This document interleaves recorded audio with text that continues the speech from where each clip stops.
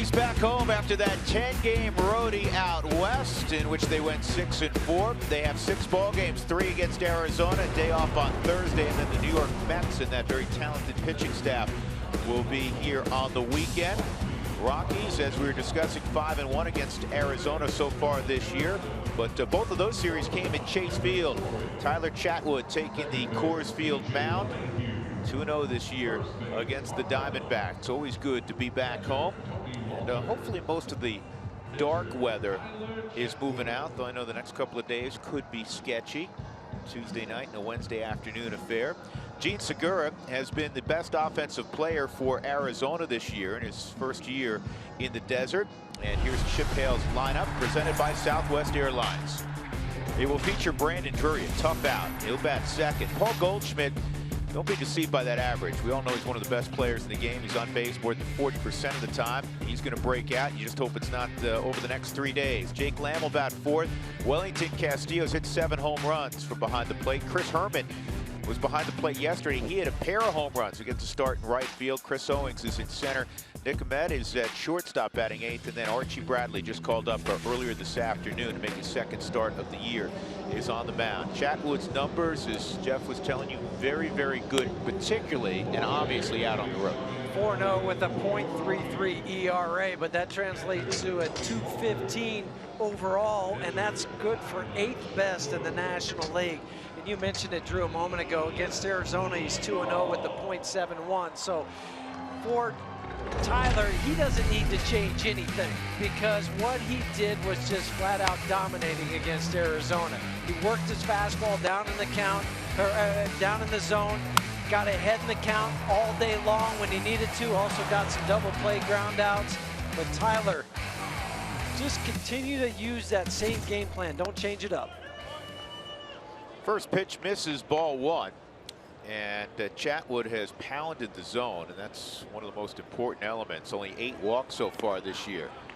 And the minute I say that, he promptly falls behind Segura 2-0. That's part of the success of any pitcher, is working ahead in the count. Doesn't matter who you are, how long you played in the league. This ball is well hit left center field, and Parra is going to have to play chase in one of the deepest portions of the ballpark, and they'll hold him to a double. So Jean Segura continues to hit, and that 2-0 pitch was an elevated fastball.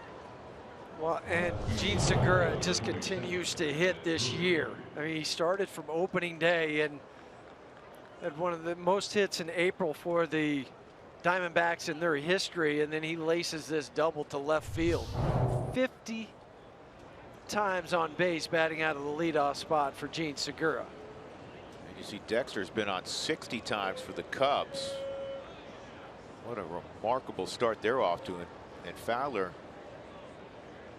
has had a gorgeous first 6 weeks of the season. Brandon Drury takes ball 1.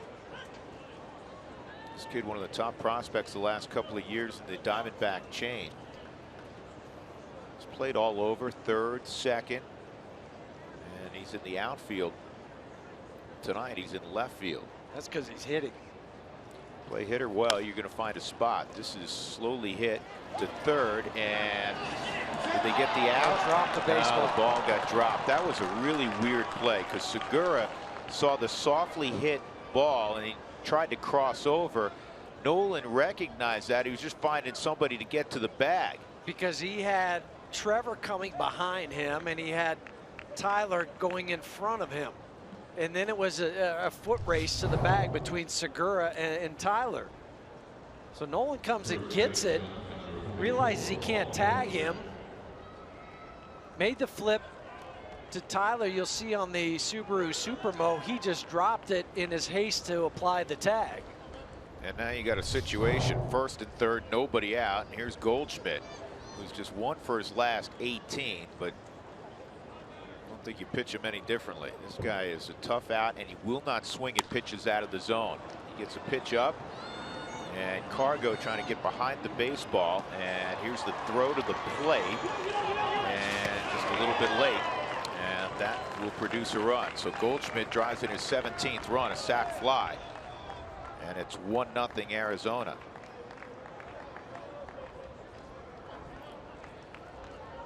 Let's take a look at the Rockies defense while we have a moment. Jake Lamb's coming up. Parra, Blackman, and Gonzalez. Arenado, Story, LeMahieu, Mark Reynolds starting at first base. Paulson started yesterday at first. In the finale in San Francisco, Tony Walters is behind the plate. When Tony starts, the Rockies are 9-4 this year.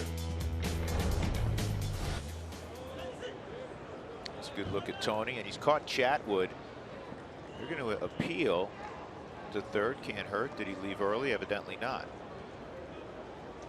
He just looked awkward at third because of the way he took off from the bag. He had his back to the outfield. He was tagging up with the wrong foot. So that's why they went ahead and threw over to first, or third, excuse me. Rockies have 3 on the right side, and the fastball on the inside corner for a strike. Talking about Walters catching Chatwood. The 2 starts where Tyler didn't give up a run. Walters was behind the plate. Sometimes you just have a feel with the catcher. You're on the same page, whatever cliche you want to work or use. Is this hit hard enough for 2? Should be. There's 1 on to first. Double play. 4, 5, 3 on the turn. Rockies do give up a run as Gene Segura led off with a double. So it's 1-0 Diamondbacks.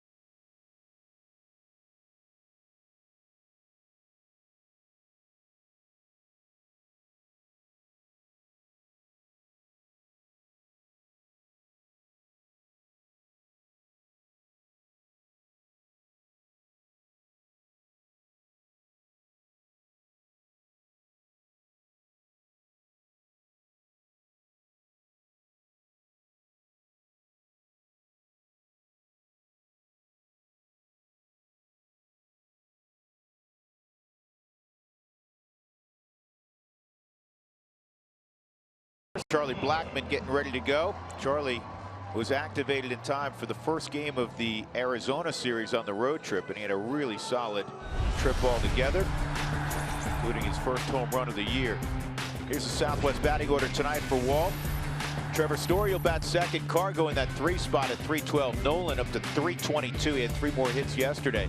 Gerardo Parra, the former Diamondback, will bat 5th. Then Mark Reynolds, another former Arizona player. DJ LeMahieu over 300 as well. Tony Walters and Tyler Chatwood. You're used to seeing solid averages, 300+ averages. You look at Archie Bradley.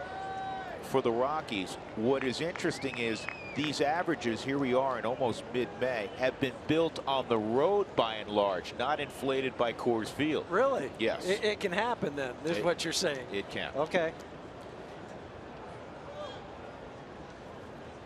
So Archie Bradley, hard-throwing right-hander's first pitch is in there for a strike at 94. Again, called up earlier today because Arizona's in a strange stretch, man. Talk about busy. They're playing 36 games in 37 days, and that's going to be a base hit. Get down. Yep, it will. For a moment, I thought it was going to hang long enough for Chris Herman, but they're in such a difficult stretch where they're playing every day that Chip Hale said, I want to stretch out my rotation a little bit, give everybody an extra day off to catch their breath, and that's why they brought Archie Bradley up. Ruby De La Rosa was scheduled on 4 days rest, normal rest, to pitch today. they pushed him to tomorrow, and Bradley will make this spot start. Well, if you remember when the Rockies were down in Arizona a week ago on that Sunday, that was the end of 20 straight for them. They had the Monday off before they headed to Miami, and now again another 16 straight. So Archie Bradley is the guy. They wanted to call him up yesterday. They just couldn't get it done in time, so that's why he's starting today. So here's Story, and he takes a strike.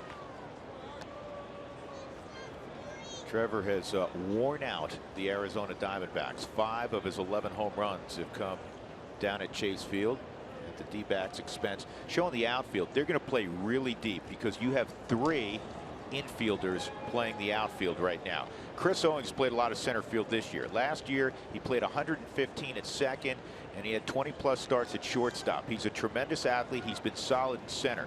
Brandon Drury's a third baseman. He's in left field, and Chris Herman's a catcher. He's out in right. And this ball toward the gap in right center field. Charlie is going to get a green light from Stu Cole. Story will stop at second, and the Rockies have tied it up, 2 hitters in. Trevor Story with his 25th RBI. Back even and quickly. And that's how you answer a run in the top half of the inning. You come right back. You get a leadoff single by Charlie Blackmon, and then this double to right field that he stayed on in the Subaru Supermo. Archie Bradley tried to flip a curveball over the plate, didn't work. Charlie just hustling the whole way around second, not even glancing. He knows that he's going to be able to score easily. So here's Carlos Gonzalez with a great opportunity to give the Rockies the lead, or at the very least move Story to third with nobody out. Cargo's gone 12 games without driving in a run. He is getting his hits. And I said this yesterday on the air. He's coming in hitting .312, and by his standards scuffling, but he's getting hit. So just wait till he gets hot. He's also scored 21 runs, which is third on the Rockies. Nolan's first, Trevor's second. So he's doing his part. And like you say, once he starts to get it, then those home runs and RBIs are just going to start piling on. Well, we all know this to be true. He's one of those guys, one of those rare guys, just a handful in the game. He can go hit 6, 7 home runs in a week and drive in, 15 in a week. 1-1. Cargo in his last at bat yesterday against the Giants, Huey. I mean, did he ever hit a 1-iron to center field? That was kind of a hacked off swing. That he had missed a couple fastballs, and he just lined that one to Blanco in center field, and he was just playing so deep he caught it. Yeah. Cargo's stretch of 12 games without an RBI is the second longest of his career. The only one longer was 14 games, and that was back in '08 when he was a puppy with the Oakland A's. When he was truly a little pony. Well, last year Archie Bradley got a start in April against the Rockies, and this was a scary moment. I mean, that was one of the scariest things I've ever seen on a baseball field. He had a broken sinus. That ball came off the bat at 115 miles an hour, and Archie, as you see, walked off. And thankfully, after I couldn't believe it, it was a short stint on the DL, and he came back. And you don't know if there was a correlation between that, but when he came back after that, he was 0-3 with a 10.90 ERA. I don't know how there can't be, right? Exactly. I mean, as an athlete, you don't want to say that's why it was, but still, it had to play mind games with you when you're standing on the hill. 1-2, and Cargo is on that fastball at 95. And I mean, it has to. It's that guy again. It's got to run through your mind right now a little bit, doesn't it? Well, they faced each other one time in spring training early, just one at bat. It was one pitch. It was over with. But so it didn't have the same feel as a major league game. So it's got to be there somewhere in the recesses.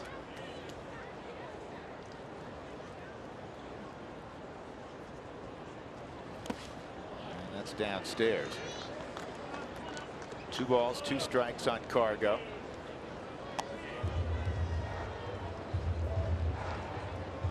I know Chicago's really excited about this club, as is everybody. And that clubhouse is tight-knit. They pitched. Well, to come off that road trip 6-4 when you feel like you left a couple games out there where you could have come home 8-2. Yeah, absolutely. Rockies have lost 5 one-run games this year, just 1 and 5. And remember how miserable it felt when they took off on the road trip. They've lost 5 straight games at Coors Field. Right. And they go down to Arizona and sweep them. Yeah. Story at second.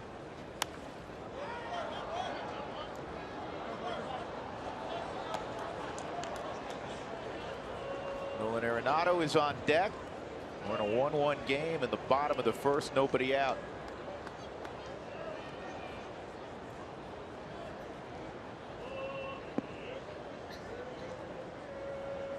It's nice to be playing back at home again. Yeah, it's been a while.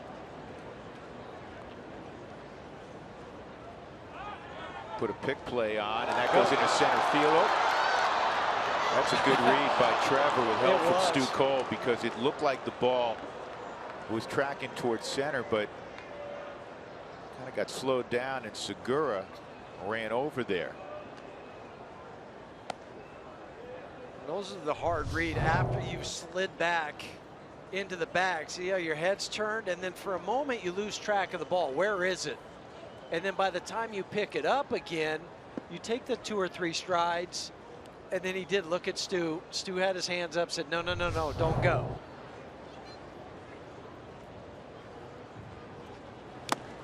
And that's a strikeout. Foul tip held. 1 out. And that'll bring up Arenado.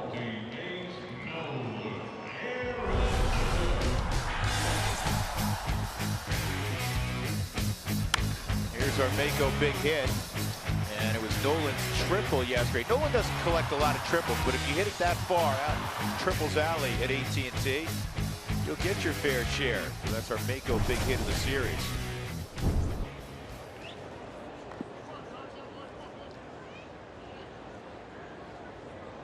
Single, double, triple yesterday for Nolan outside.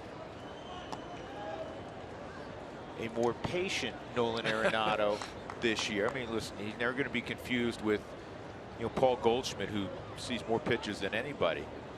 But Nolan's being a little more selective. We know he's walking more, and the swings and misses are down. Takes a strike there. He's taking more first pitches, down 5%. Swings and misses are down almost 5%. Walks are up. But that happens when you have the confidence at the plate. Doesn't matter what they're going to throw you. If they're going to throw you away, you'll hit it away. If they throw you in, you'll take them out. 2 strikes behind in the count. All of that's working in Nolan's favor. And another called strike. Some borderline pitches, but good pitches from Archie Bradley's standpoint. And Vic Carapazza behind home plate. Bumped his right arm a couple times. So now Nolan in a ditch 1 and 2, but that hasn't been a problem, because when he's behind in the count, he's hitting .355 this year, which is absurd. The major league average is 191. That tells you how good it is. The National League average is 190. With 2 strikes, he's hitting .310. That's what I'm saying. That's why you can take more pitches. You said, okay. It's not going to change my approach. Chris Owings just walked from right center field 10 paces toward left center. Nolan with the quick hands fouls that pitch off.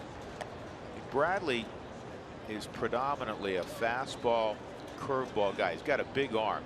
In fact, 2 years ago, he was the #1 pitching prospect in the game, not just in the Diamondbacks chain, in the game. First-round pick in 2011, 7th overall. That was the year Garrett Cole was taken #1. 5 of the top 7 picks that year were pitchers. Did you see him playing long toss before the game? Oh, that's ridiculous. Well, that's not long toss. That's ridiculous toss. I mean, reminds me of Jose Mesa, what he used to do when he was here, how long they would play catch. Trevor Bauer was one of those guys that they would just stretch it out for 300 plus feet. He would throw from that third base line, folks, all the way to the warning track with his throwing partner. He's throwing it well over 300 feet. 3-2. And if he wanted to, I know he could throw it into the bullpen. Just have to put a little more arc on it. Yeah, it wasn't, and that's right, he wasn't throwing fly balls. No, it was more on the line.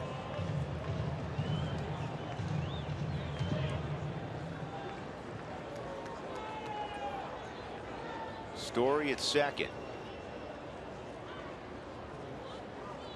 3-2 on Nolan. Tried to pick that time with Segura. Yeah, I mean, they're trying to keep close, but Huey, as deep as the outfield is, not going to matter. It's not going to matter, especially as well as Trevor runs on a base hit. And as you mentioned, with the 3 infielders playing outfield. And another, ooh, he dropped it. He dropped it. That's going to keep Nolan at the plate. Catches a break. And what Chip Hale's trying to argue, I'm sure, is that it was on the exchange, and he's going to get the umpires together. He's going to say, no, he caught the foul tip, but when he reached in his glove, that's when it came out. Because all Vic saw was the ball hit the ground.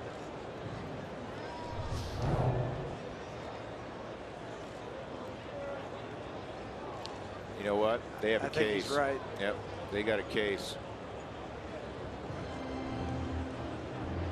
But he still has it in his glove. Yeah, it's on transition. Yep. 2 outs. But they did the right thing getting together, because Vic could not see it where he was positioned behind the hitter. He got help from John Hirschbeck, the crew chief.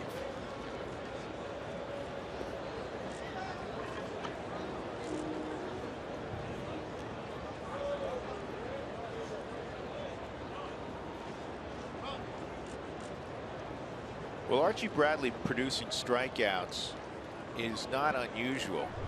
He's leading the PCL right now. You look at this again in strikeouts per inning pitched. He's got a big arm. Always has. So it'll be left to Gerardo Parra. Parra had a nice road trip, drove in 8 runs in 10 ball games. That helped the average with runners in scoring position at 361, 13 for 36 on the season. Rockies have been good producing 2-out runs. That's what they did yesterday. This is slowly hit, and Goldschmidt, is he on the bag? He is. Otherwise Story would have scored. He may have rolled his ankle making that play.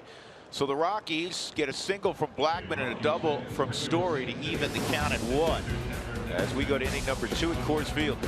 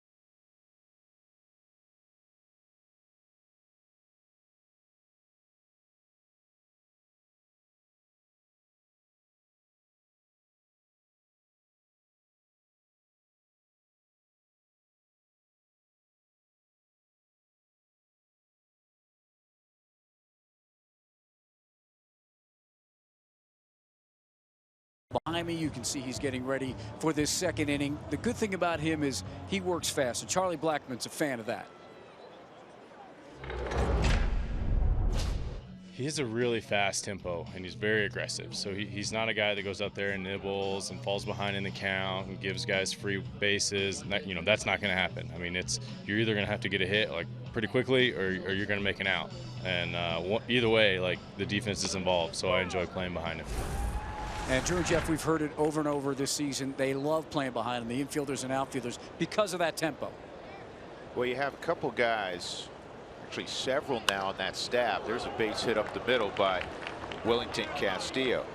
Bettis works very quickly. Chatwood works quickly. John Graves worked with good tempo. Eddie Butler yesterday worked with good tempo. It just keeps you involved mentally in the game. And then because you're mentally involved, you'll also be physically involved. It helps everybody. And that's one thing, if you're trying to teach young kids, young pitchers, try to teach them that faster tempo if you can, because that just keeps the game moving along.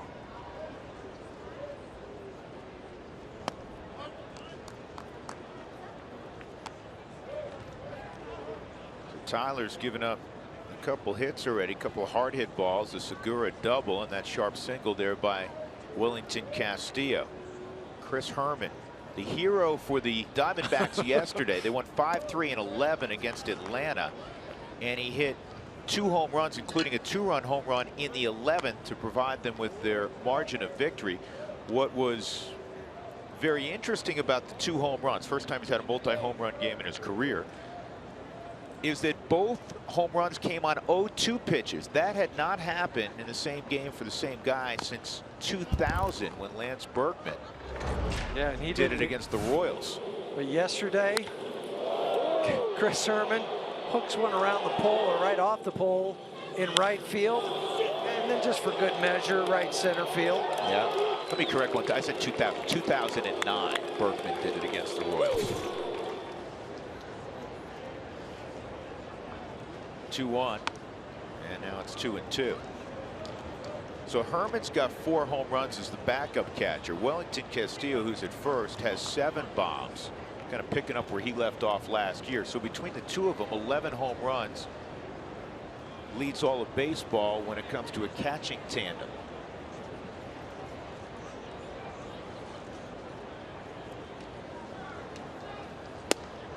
Just inside.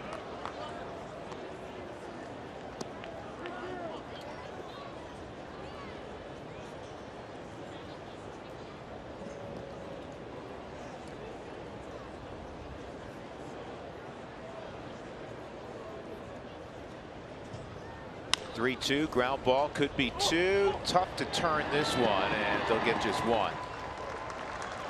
It's a good play by DJ to make sure that he got the leading man. Honestly, I think a lot of second basemen there say, you know what, the heck with it, I'll just take the easy out at first. But he knew that Castillo was running, the catcher, a little slower, and also this ball beats the runner. So that's also your other indication that I can make that play going back to second base. Now, if Castillo had beaten the ball and it went behind him, then DJ would have just got the out at first. The other good thing that he did too, and it's really hard most of the time with young infielders, is they try to make everything happen too fast. He caught the ball first and then made the strong throw. Chris Owings fouls us off. And Chris has seen the ball well against Chatwood. He's one of the few guys in that Diamondback lineup that's had success against him. He has 4 hits and 7 at bats, including 3 doubles against Chatwood.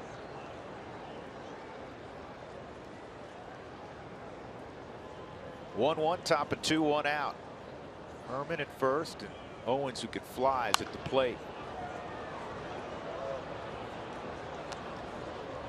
Tough guy to double up. We saw a play in Arizona where he had just a 2-hopper. The DJ still wasn't able to turn that. That's how quickly he can get down the line, even from the right side of the box. It's one of those ones where you're almost startled how like, what? Wow, he's already there. Got down the line. 2 strikes. Chatty throws that fastball more than 71% of the time. And misses away at 94.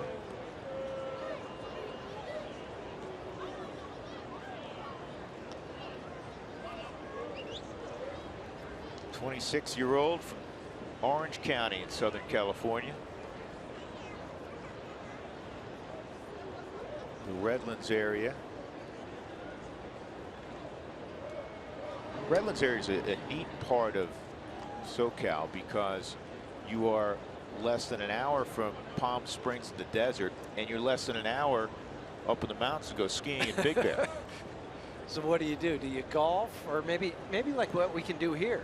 You go ski in the morning, golf in the afternoon. You absolutely could do that there, and if you really hustle, you can get to the beach too. For a nice sunset. Yep. This is in the air to Carr going right. 2 gone. Nick Ahmed coming up. Let's take a look at our Office Liquidator Series storylines as the Rockies return home. Home field advantage, well, it hasn't been so far. Traditionally, it is. Rockies just 4-8. Rockies, as we talked about, have dominated the Diamondbacks thus far this year. And Cargo has beaten up his former club.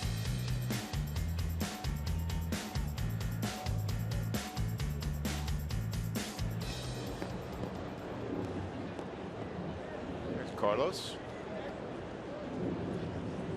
A happy flight home last night.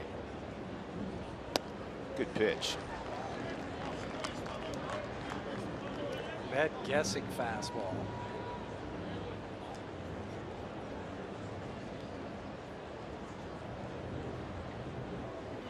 Nick won just 1 for 11 in that Atlanta series.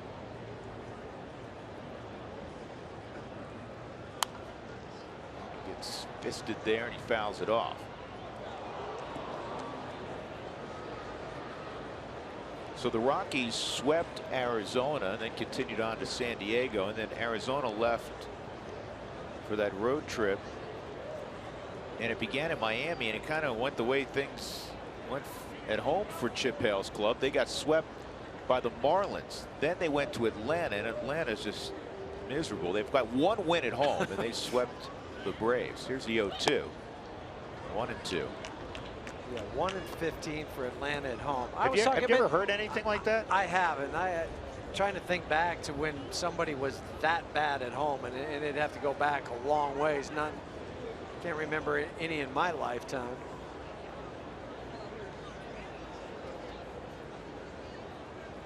Two and two. The last really bad team that I recall that stands out. I mean, there's been some teams that have lost 100 games over the last 15 years, but you remember that Tiger team, Huey, about, I don't know, 10, 12, 13 years. I think Alan Trammell was manager. They lost 119 games, something like that. They had to win like 2 or 3 at the end to avoid 120 losses. The Braves are on pace for over 130 losses. 3-2 now on Ahmed. So Chris Herman at first will be moving. Well, you want to get this guy right now and have the luxury of facing Archie Bradley to lead off the 3rd inning.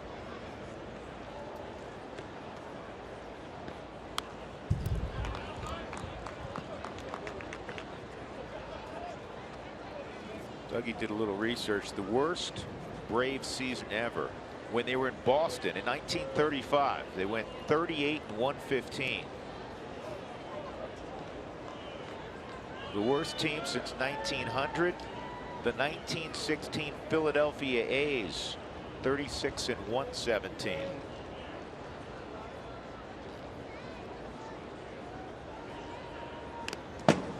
They wouldn't even show up for the bobblehead days back then. They had bobblehead days then? Well, if they did. If they did.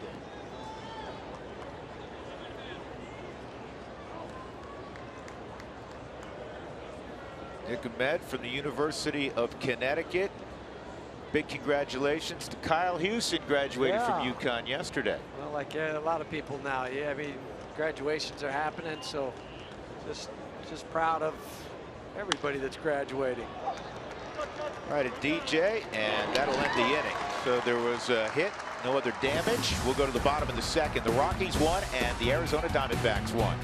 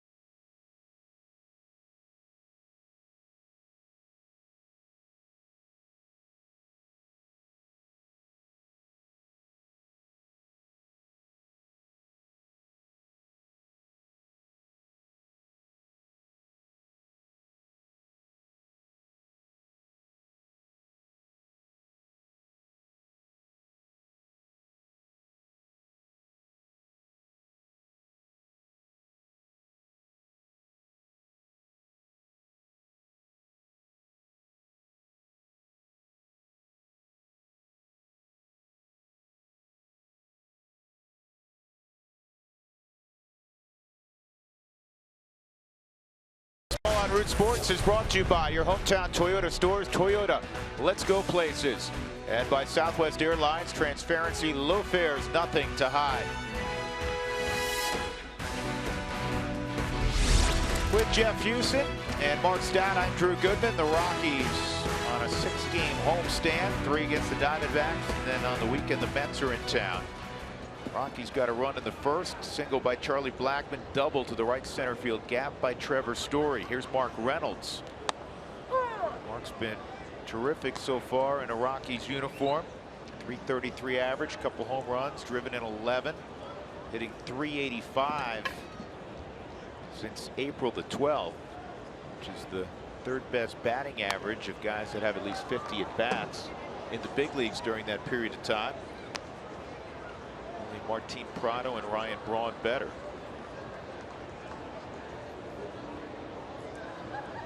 Let it out, Danielle. That's okay.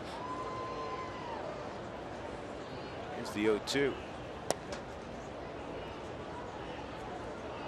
There's nothing wrong with letting the neighbors know you're cheering. Nope.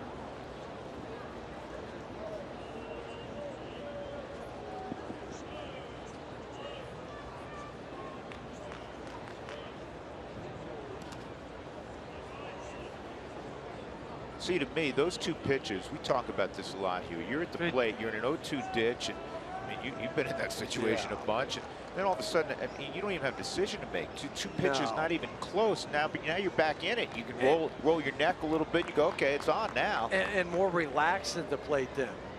No doubt about it. Now it's 3-2. And it adds pitches to a pitch count. So instead of being able to last longer in the game, you're out of there in the sometimes 4th or 5th inning because of 0-2 back to 3-2 and maybe a foul tip, foul ball. Not this time.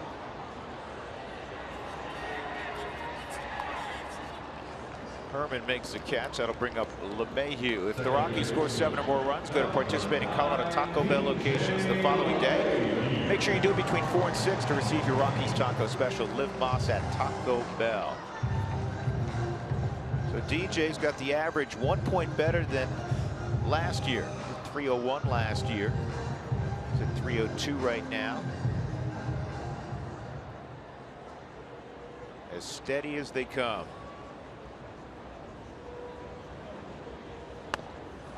DJ looks at strike 1. The big right-hander. Bradley's 6'4" and about 225. Just 23 years of age for Archie Bradley.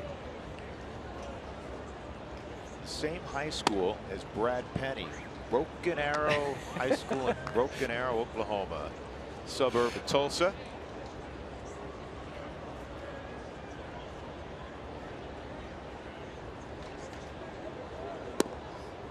Inside. Committed to play football and baseball at OU. Yeah, I'll go ahead and play baseball and also try to be a quarterback on the football team. Yeah, special athlete. I don't think throwing the deep ball was probably an issue for Archie. Might be the short passes that go through the receiver's hands because he's throwing it so hard. Remember when Elway came up, that was the problem. He was breaking guys' webbings on their fingers. He had such a howitzer. 3-1. And this is on the ground to second. 2 outs. That'll bring up Tony Walters.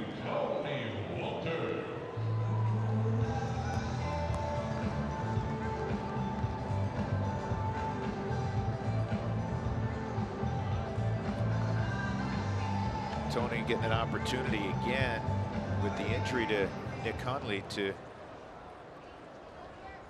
catch the bulk of the games.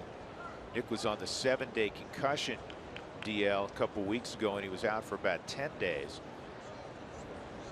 And this is on the ground to short, and it comes up on Ahmed, and he's not going to come close to get Walters, who's Tony runs really well.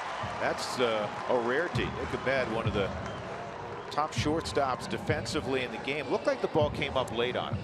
4th error of the season for Nick, and he also drops down to a knee, which is unusual for a shortstop. You'll see it at second base, but not a shortstop, because you know you have to get rid of the ball quickly, and that ball just played him on the Subaru Supermo. Tried to catch it too close to his body instead of having his hands out in front.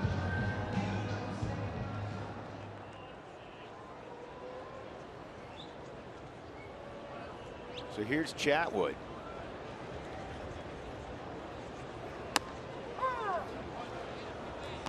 There's a strike on Tyler.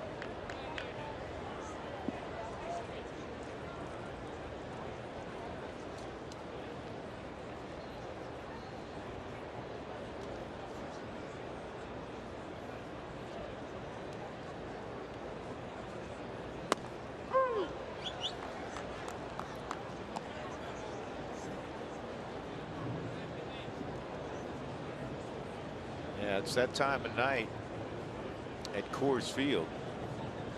That sun is really tough on first baseman. A lot of times, remember, guys on the left side, when Todd was out there, they bounce it across on purpose this time of night. This is going to be a tough play, and no play for Segura. And Chatwood reaches. I'm sure that'll be a hit.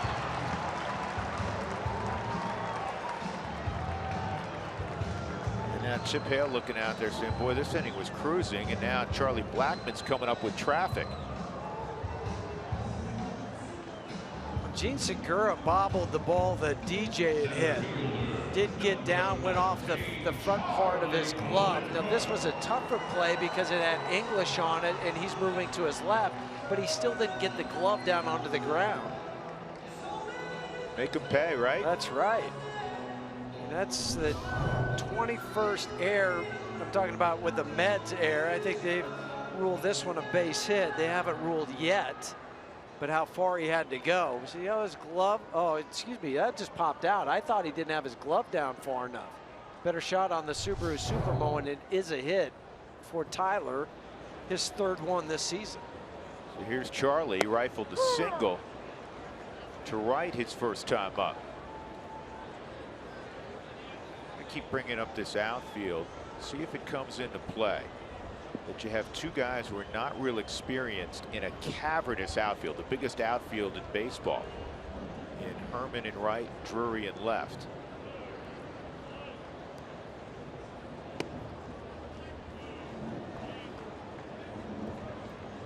Charlie getting locked in. Remember earlier in the year, Charlie was having good ABs, but didn't have a lot to show for it. The average was below 200. He's hitting 7 straight now. And I think back to that series in Arizona for the opening weekend, how many balls he hit hard in that series and came out about hitting a buck and some change. 2 balls and a strike. See a pattern. Bradley trying to stay away from Blackmon. Good speed at second. And Chatwood's an athlete at first. I mean, you don't want him trying to really spin his tires, but Tyler can run fine.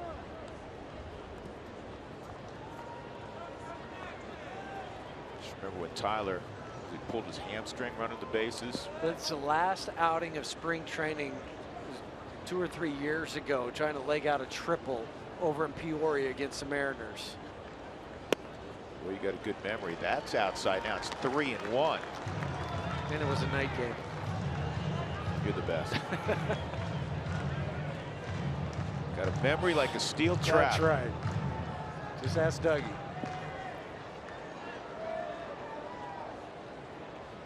Or like an elephant. Though I don't know who did the research, and we know that elephants have great memories. I know. This ball's lifted foul and out of play to left. Now you definitely have the advantage with Tyler running as a trail runner.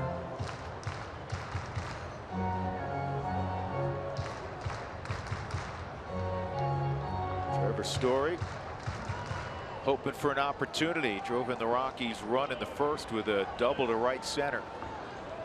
2 outs, 2 on. And they'll be moving. Ball 4. So here comes Story, the Diamondback killer, with all of a sudden the bases drunk.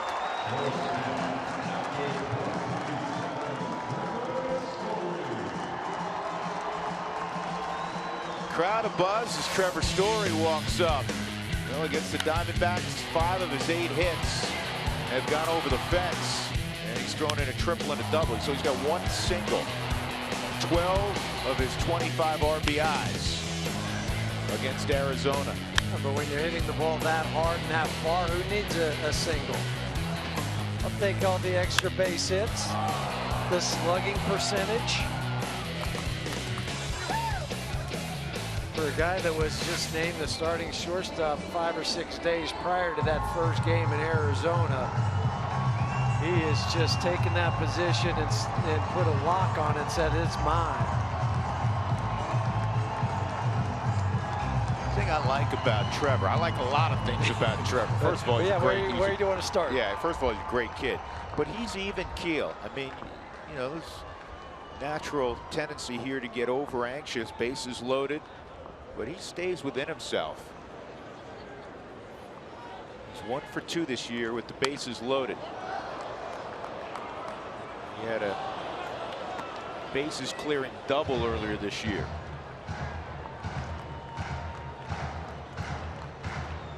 Walters reached on an error with 2 outs. Tyler had an infield hit, and Charlie just walked. There's the threesome on base in a 1-1 ball game, bottom of 2.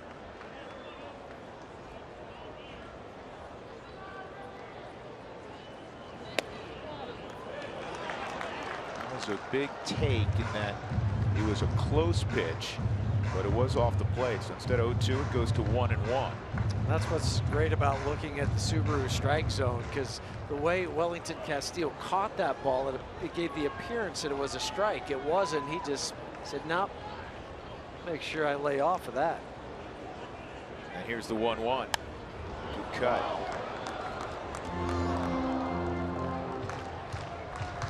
As of yet, Huey, we haven't seen a good secondary pitch from Archie Bradley.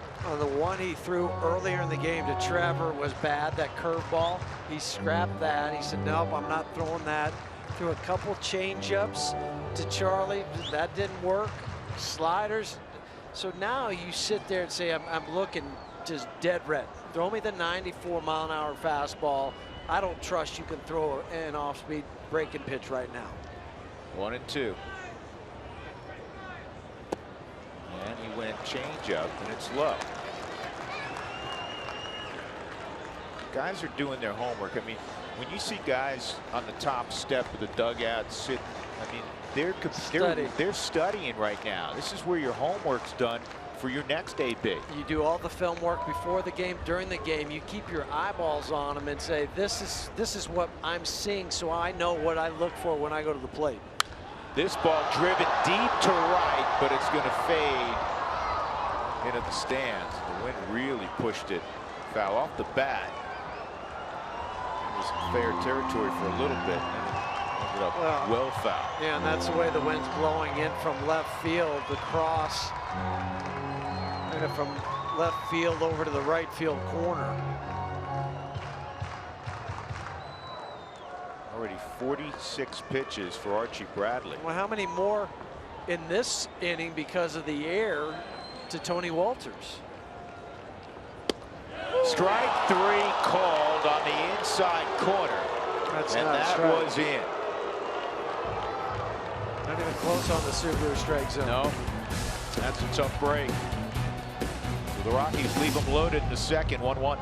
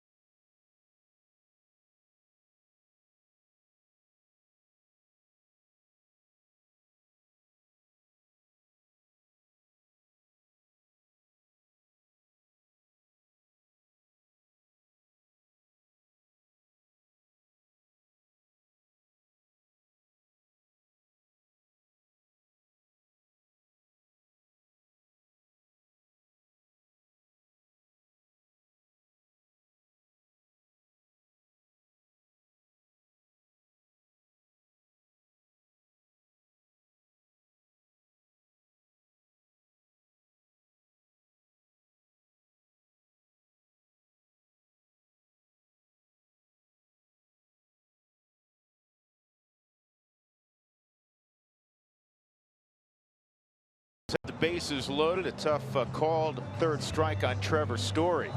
Rockies fans join in on the conversation all year long. Send us your thoughts, photos, questions. Make sure you use your favorite social media platform and include the hashtag ToyotaTalk.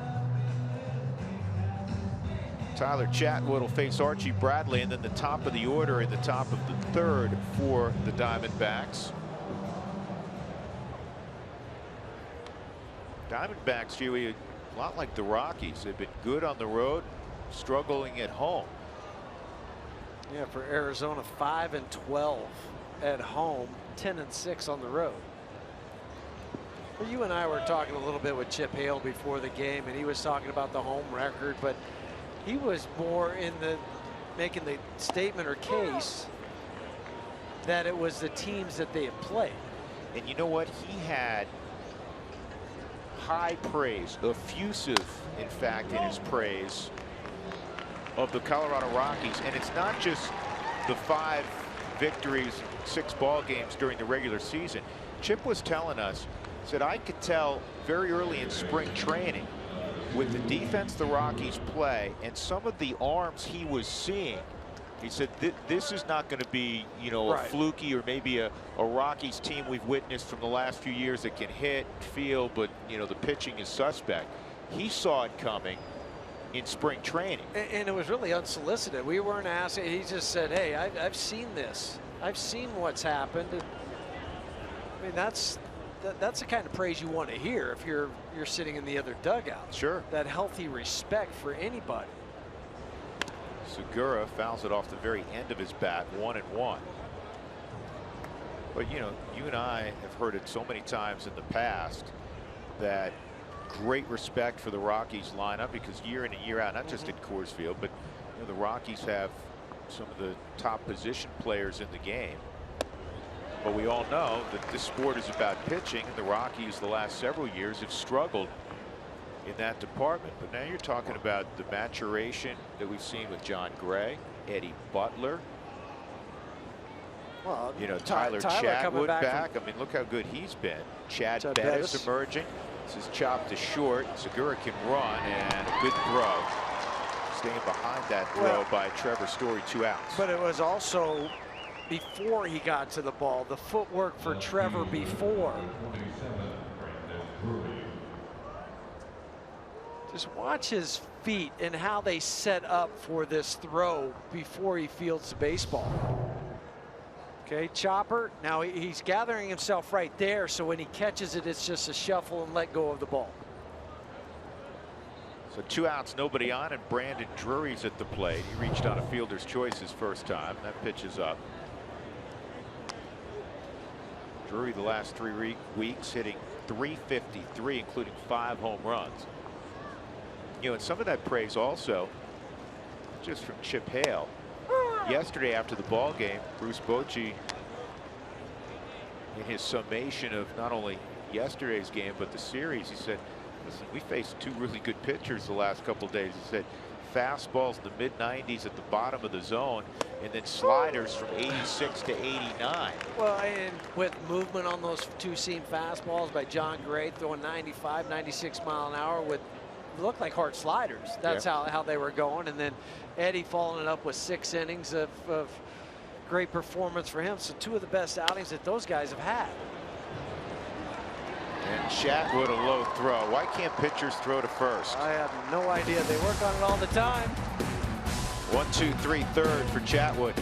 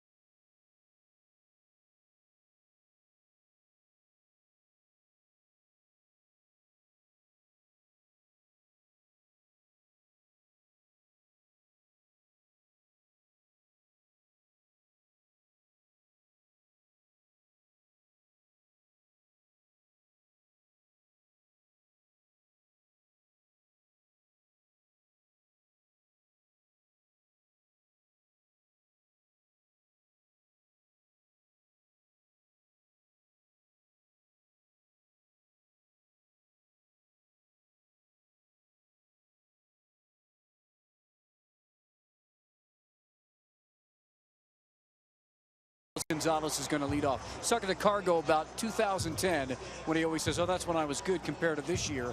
And I looked at his numbers through 30 games. He's only missed one game. That was that Friday night game in Arizona. Hits almost the same, 39 and 41. Home runs the same, average a little bit less. But remember, that was the year he had 197 knocks on the year and hit 336. Not that far off, Drew and Jeff, for his start. No, and Cargo finished, what, third in the MVP voting that year? He gets under this one to deep center field. Did he get enough of it? Not quite. Owens is going to make the catch in the middle of the track. Cargo is going to hit, and he's going to hit for power. He is in a really good place. And as I said earlier, if this is a period that he is quote-unquote struggling, and on the road trip he hit 330, still pretty good place to be. A lot of guys would like to be in that spot that Cargo's in. But one guy that's kind of on a planet and island with few others is this guy at the plate. Yeah, and Archie Bradley may get ambushed right here after that first at bat by Nolan. Now he takes a strike. I thought he may change up the approach because he took a couple of strikes his first at bat.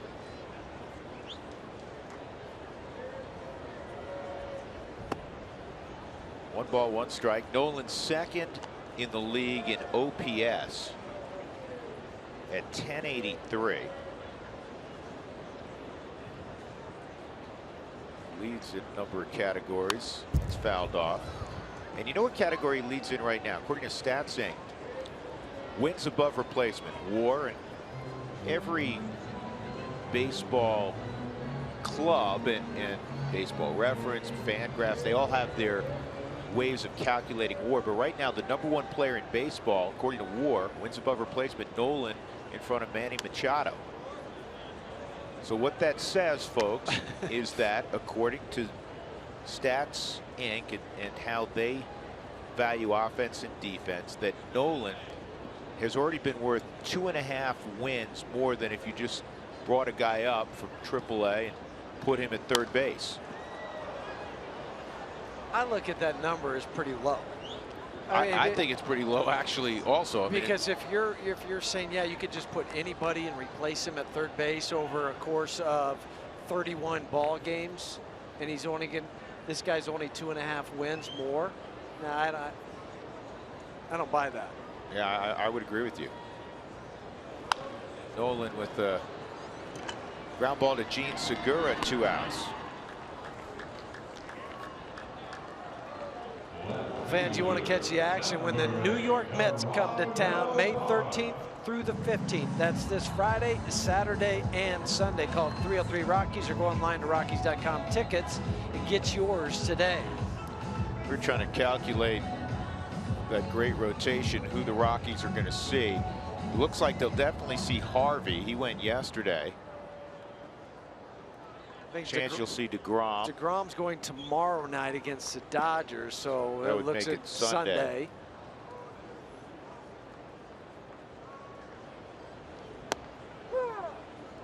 Parra takes a strike. He had a slow roller on the right side his first time up.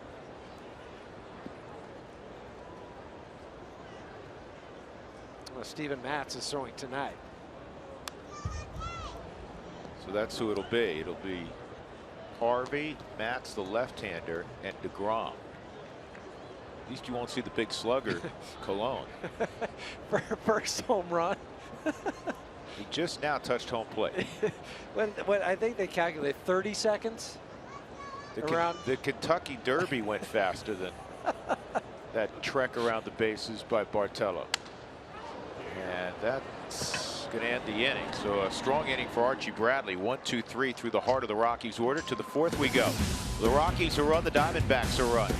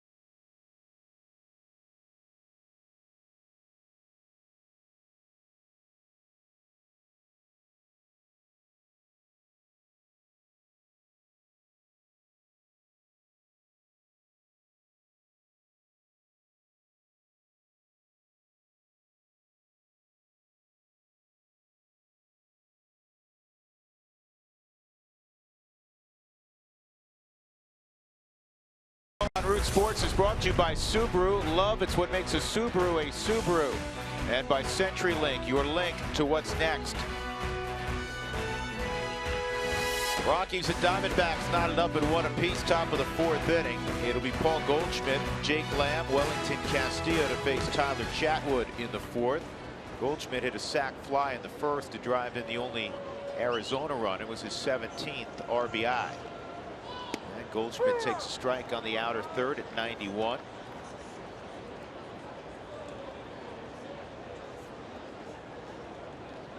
I'm not reading that one. There's too many CHs in there. It goes back to how much wood could a woodchuck chuck if a woodchuck could chuck wood. Very well done. Now with the granddaughter, you have to, you have to learn the nursery rhymes again. She will be impressed. 2-1 on Goldschmidt, who has more walks this year than hits. That too will change.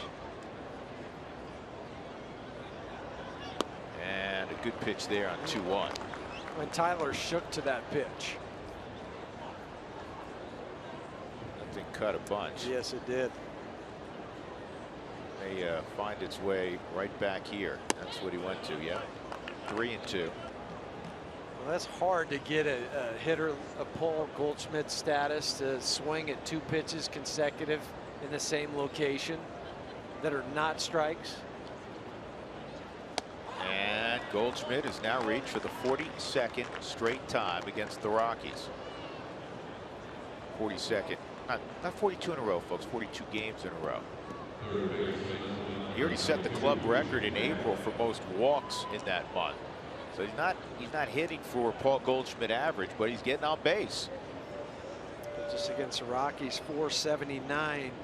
Against the league this year, 407 on base percentage.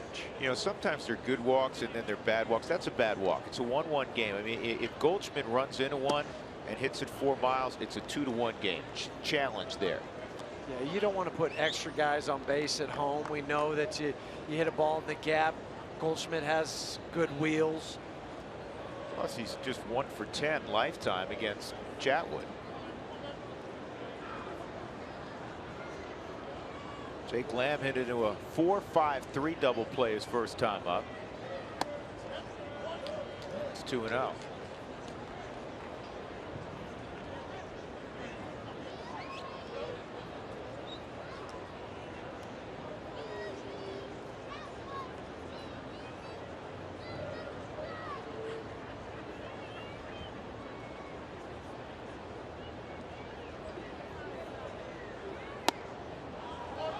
Now you got a problem. It's 3-0 on Lamb.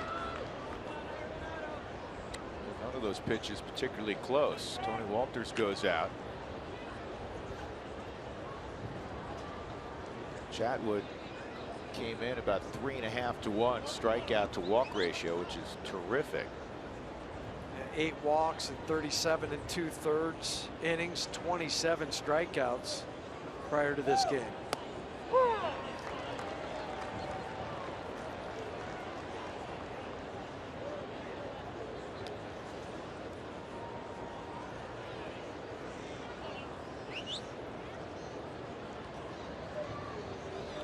Put the runner in motion. No.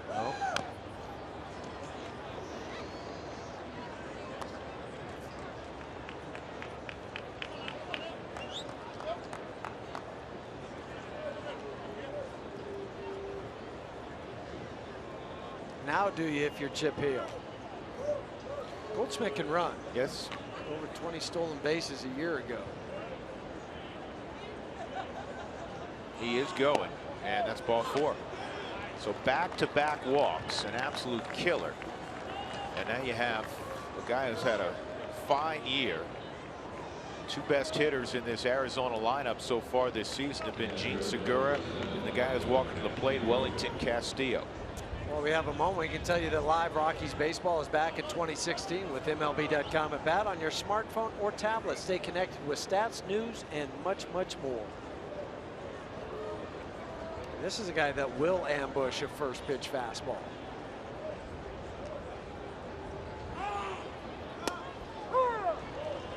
That's why they went slider. Smart call, whether it was Tony or Tyler. Really good looking numbers for Wellington Castillo, the former Cub catcher.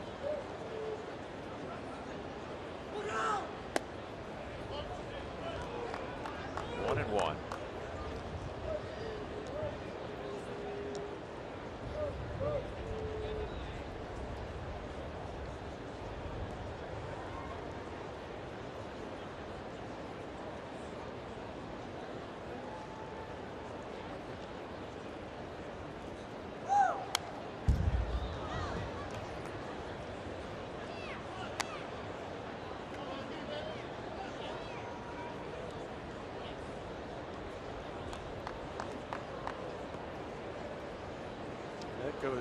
That ratio has gone down because of the 2 walks tonight and no strikeouts.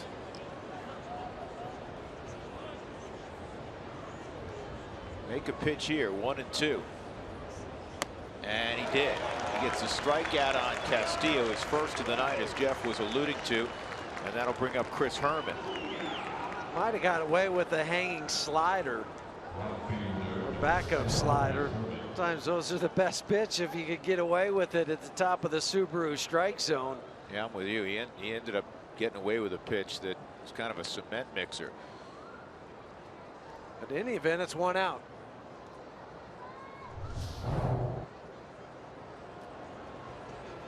Herman hit a bouncer to DJ his first time inside.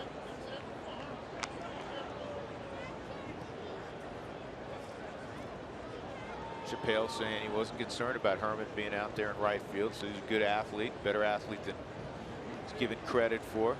Played over 30 games in the outfield for the Twins.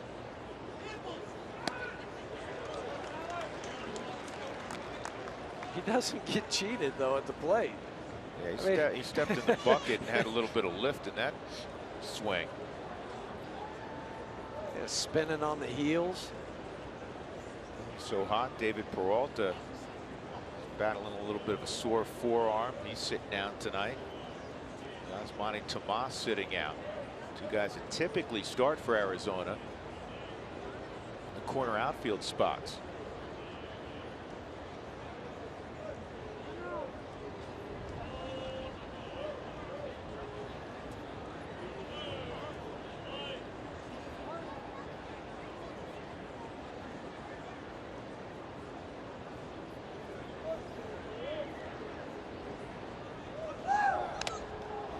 Who'd that get? That get Vic. Carapazza? Yeah.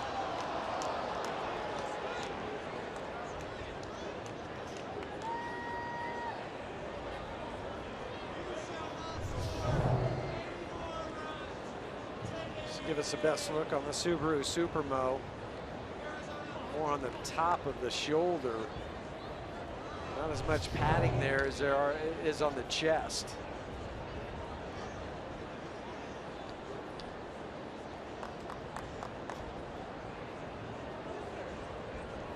You know, umpires are a team themselves. We mentioned that a lot on the air. They take care of one another. They travel together. And John Hirschbeck coming down, Bill Welke, the 2 veterans on that crew, making sure that Carapazza's not trying to be macho and that he's okay. No, but they have to. Because if it's going to affect him in the game, then they might have to go out, somebody else go behind the plate. But then first and foremost, is your buddy okay? Outside 2 and 2.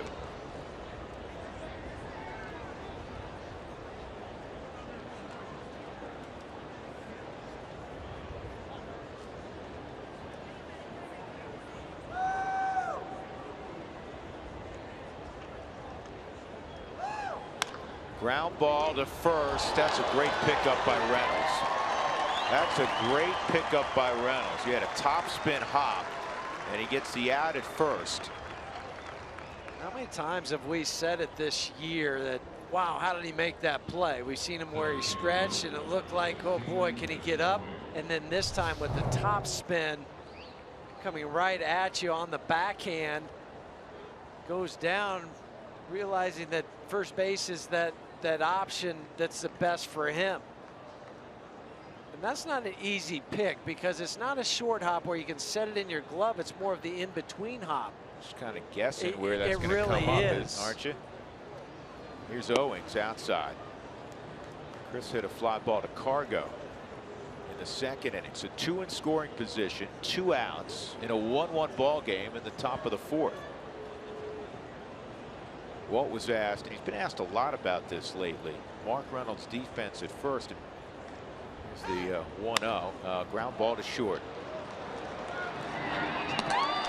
Good job by Tyler Chatwood. He walked the first 2 men. And then he gets the next 3. No harm done. We'll go to the bottom of the 4th. Mark Reynolds will lead it off.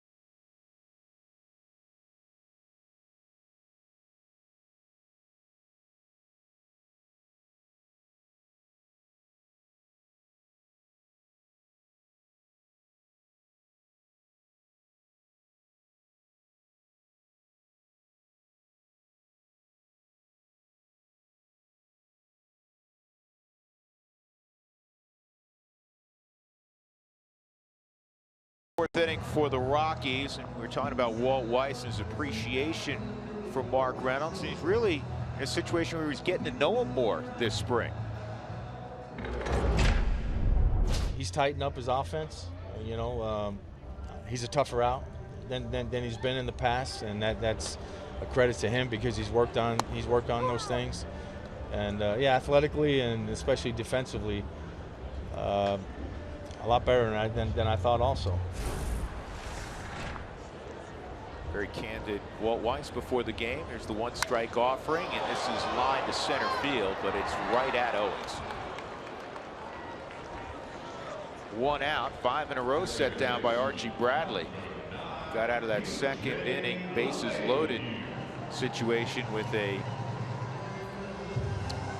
strike 3 call on Trevor Story on a pitch that looked like it was well inside. Archie Bradley in the minor leagues in 84 games, 83 starts. It's 33 and 19. I mean, he has the big time arm. He just hasn't had enough experience or starts at the major league level to put it together. And he's got a great fastball, and he's using it right now. He's mixing it up, but he's been more of a one-pitch guy. Now you hit corners like that in the mid-90s, you're not going to give up a lot. 2 strikes on LeMahieu. It's about the best kind of pitching that you've seen from Archie Bradley. I mean, to dot the corners on the Subaru strike zone, those are, as a hitter, you just kind of tip your cap saying, I don't think you can do it 3 times.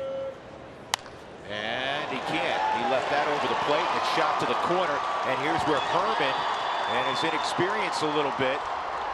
DJ has to dive back to the bag. Stu gave him a stop sign, so it's a double with 1 out. Well, 7th double of the season for DJ, but almost like I was saying, he dotted 2, and then what's he do? Leaves 1 up and away from DJ, who has one of the highest average in the major leagues with balls that are away from him. DJ picks up Stu and wisely gets back to the bag because that ball was coming in pretty quick. Herman cut it off pretty fast.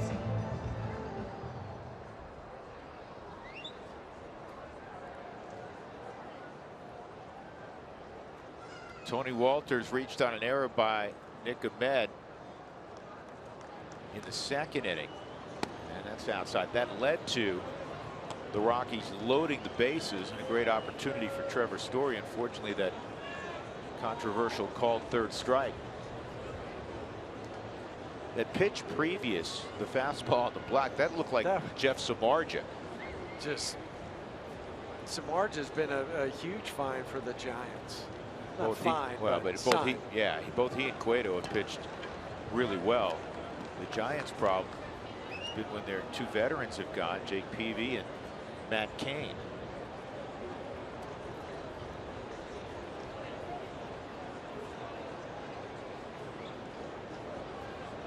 Two 2-0 on Tony.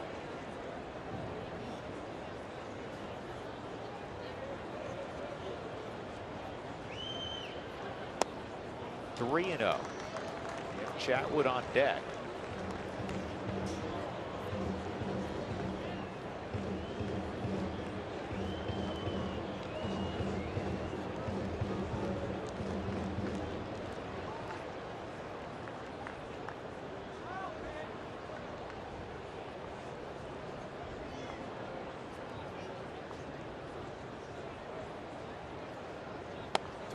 Catches the zone. It's 3-1. Ryan Rayburn has been a big help to Tony Walters, talking him through this rough patch offensively, saying, hey, don't worry about results, it's about process, which is so hard for hitters at any level to realize. Have a good at bat and then move on. And Tony has a good at bat. He walks. And it'll be first and second for Chatwood. Oh, and you're making, especially when you're making that jump from Double-A to the big leagues, you need to have a mentor, somebody that's helping you out.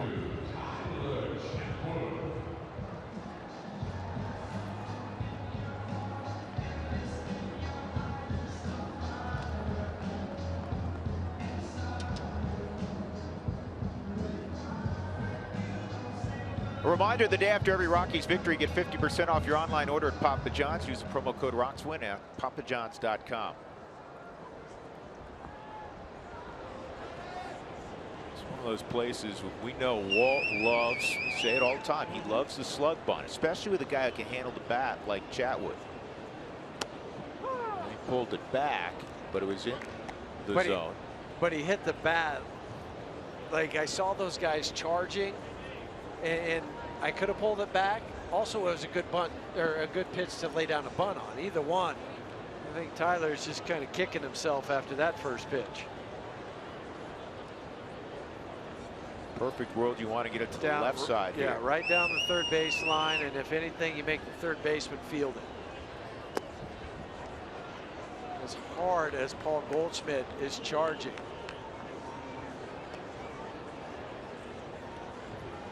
Tricky for a base runner, Huey, isn't it? You're the lead runner. You want to get that big secondary, but you can't get back picked if the guy at the plate misses the bunt. Exactly. So how far do you get off? And, you know, if you're DJ, you want to end up somewhere over in this area here. But for Tyler, a good bunt will end up there. 1-1. 2-1. Now Tyler will stare down Stu Cole. Now you're back in the slug bunt count. Heck, we've also seen him hit and run here. Got good speed on with LeMahieu and Walters. And you've got a lot of open area. Just get the ball down on the ground. And that misses, so it's 3-1 with Blackman on deck.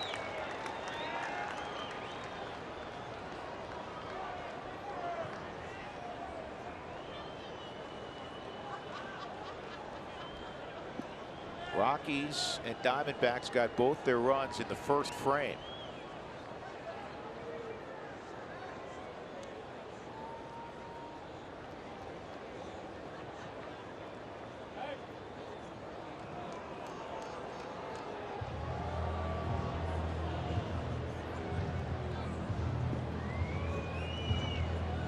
71 pitches in for Archie Bradley with 1 out in the 4th.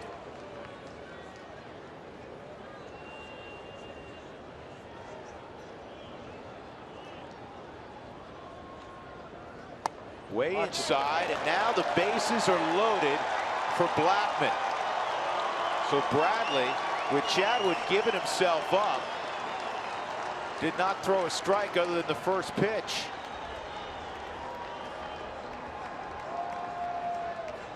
Pitching coach Mike Butcher, longtime Angels pitching coach, must have come out, regroup Archie Bradley. Here you have the luxury of not only the top of the order, but Huey, third look at Bradley for Charlie Blackman and potentially Trevor Story. And he's been on base twice. First by the base hit in the first, and then walking in the second.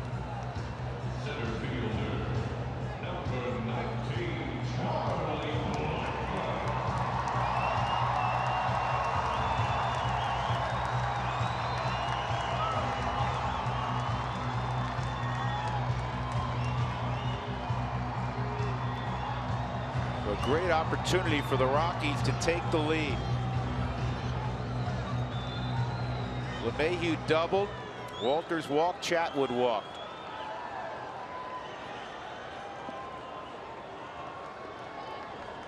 Outfield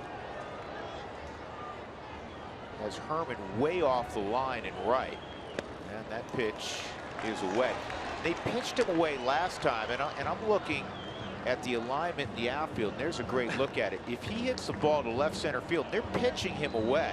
He's going to run for days. They're also pinching the gap in right center field. Doesn't make much sense for the alignment that they're throwing out there the way they're pitching Charlie.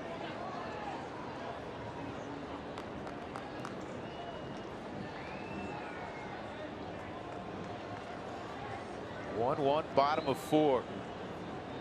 Rockies trying to snap a 5-game home losing streak, coming off a terrific road trip. Charlie lifts this ball to right field. It's going to be deep enough to get LeMahieu home, you would figure. Here comes DJ, and the throw's going to go to third, and Tony Walters beats that, and the Rockies take a 2-1 lead. Sac fly for Blackman, his 7th RBI. Herman's got a catcher's arm, and he demonstrated it there. That was a pretty good throw. He did. But Charlie, when you go to the plate with the bases loaded, 1 out, I mean, you're just looking to get something in the air. Now Herman uncorks a very good throw. They're just lucky that the quick hands of Jake Lamb caught that. Watch this pop off the back of Tony Walters on the Subaru Supermo, and Jake Lamb snags it. But Tony wisely kept the foot on the bag. You see it pop up, you think it's going to go to the dugout, and you'll go home. Story, an RBI double in the first. And a tough called third strike with the bases loaded in the second. Boy, he had some tilt on that swing. Old Ted Williams theory. Have some loft in that swing, and Story does. Because the ball's coming on a downhill plane, you swing up, and then your bat will stay on that path longer and give you a better trajectory, a better chance to hit the baseball. I'm telling you, I like this matchup. I mean, Story roped that double early. He's been on the heater in his first 2 at-bats.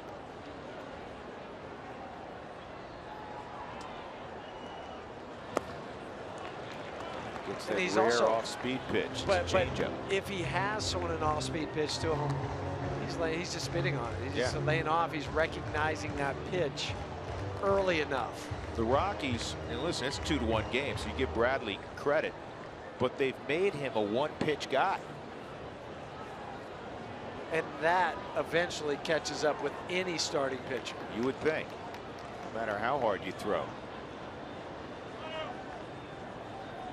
1-1, base hit center field. And this goes all the way to the wall. And it's going to cost him a run. Chatwood around third. He scores, and now the tag on Story will end the inning, but the run counted. Trevor Story hit an absolute missile to center, and then good coaching by Stu Cole to get him to stop, because if he keeps running into the out where the throw went before Chatwood scores, the run would not have counted. Stu is his eyes to say the ball is going to beat you. Stop. We'll take the 2 runs in the 4-1 lead.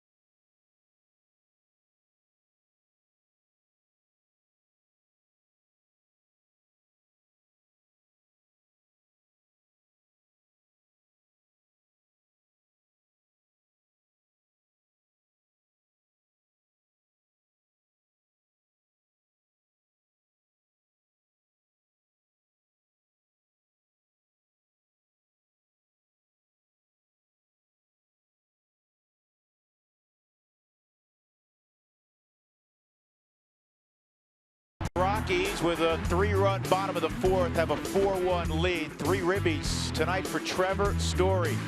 DJ LeMahieu got that rally going with a 1-out double. Tyler Chatwood has been very good so far. Just scored the 4th run. I want to go back. We talked about not only Trevor Story matching up with Bradley, but the inexperience in the outfield. The 3 infielders playing outfield for Arizona.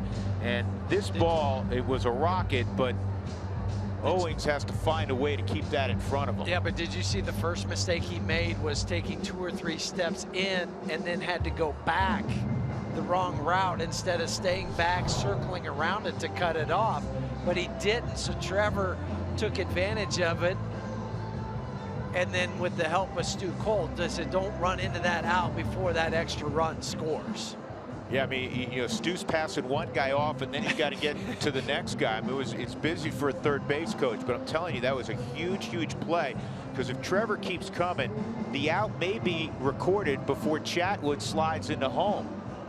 So job well done by Stu Cole. Rockies with a 4-1 lead. That's exactly, obviously, what they needed, but you kind of felt like they were having good at-bats against Archie Bradley, but hadn't broken through. Right, they hadn't gotten that big hit with runners in scoring position, and who else but Trevor Story comes through again tonight. 3 RBIs, 27 on this season. As the texter said a moment ago, the Diamondback slayer. Gomet takes a strike. Always interested how a pitcher does after running the bases, returning to altitude for Tyler Chatwood. He's got 8, 9, and 1 here in the 5th inning. And he gets a weak ground ball. Story comes and gets it. He throws out his counterpart, 1 gone.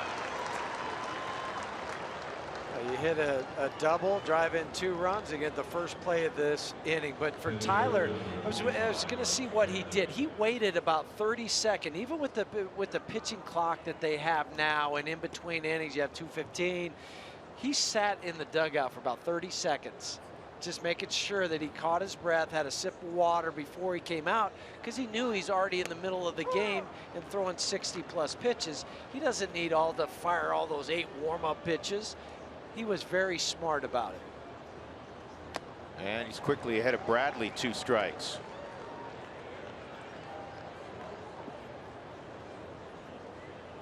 Rockies up 4-1.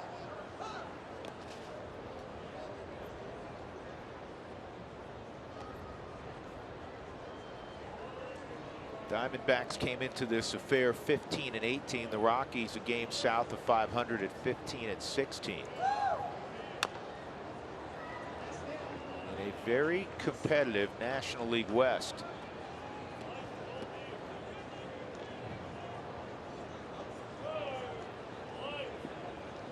Dodgers just underway at home against the Mets. No score there.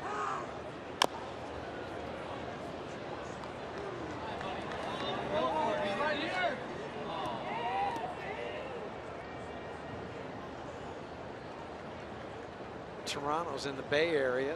Padres were rained out tonight against the Cubs. They're going to play a split doubleheader on Wednesday. It's about the only thing that will cool off the Cubs.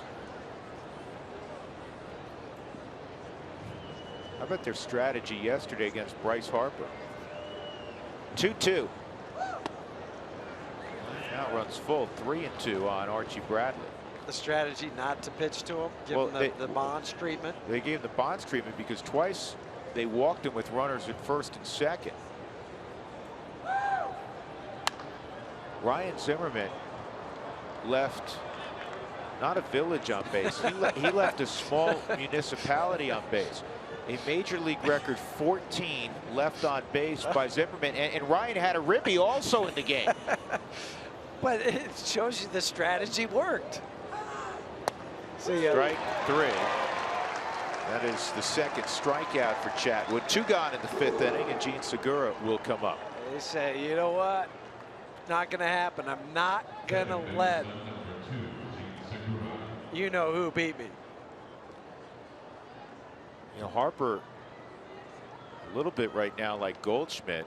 The average not what you'd expect of Bryce Harper. It was 265, right around there. He's done a lot of damage when he's put the ball in play. But he's walking so much, his on-base percentage, like Goldschmidt, well over 400.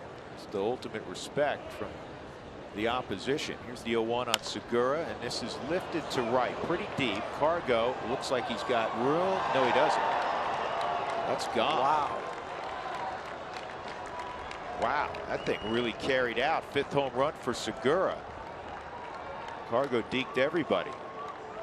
4-2.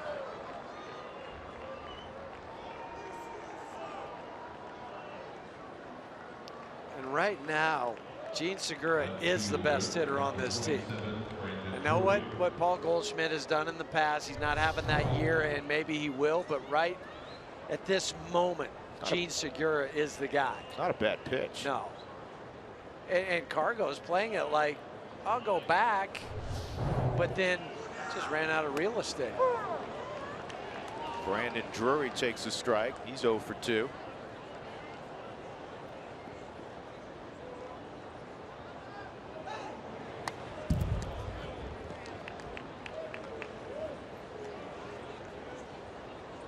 Just the 3rd hit for Arizona. 2 of them by that guy.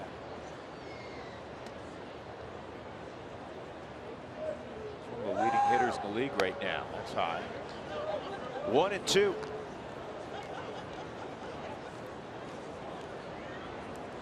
Segura came up in the Angels organization, then was traded to Milwaukee. Just missed.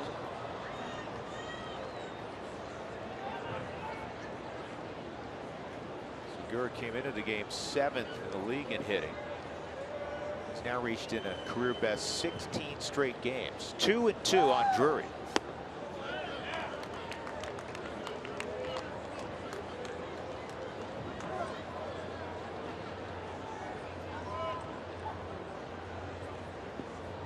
Goldschmidt on deck.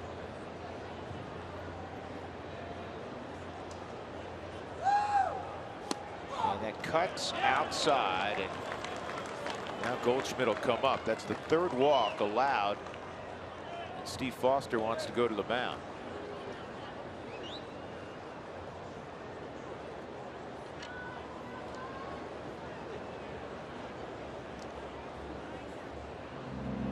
Those 3 walks, he ties a season high in walks for Tyler Back on April 29th, the game against these Arizona Diamondbacks.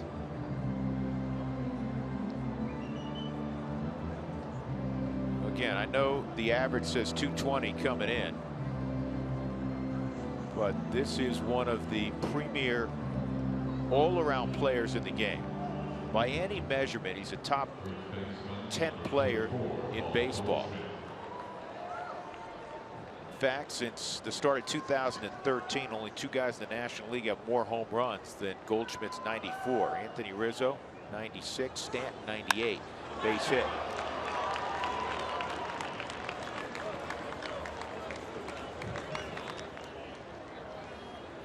That'll bring up Jake Lamb.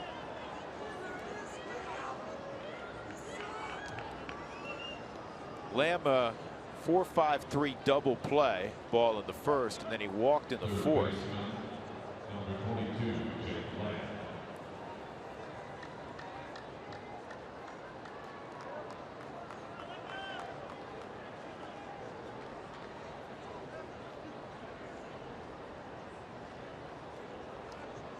Both at bats to Lamb here in this game.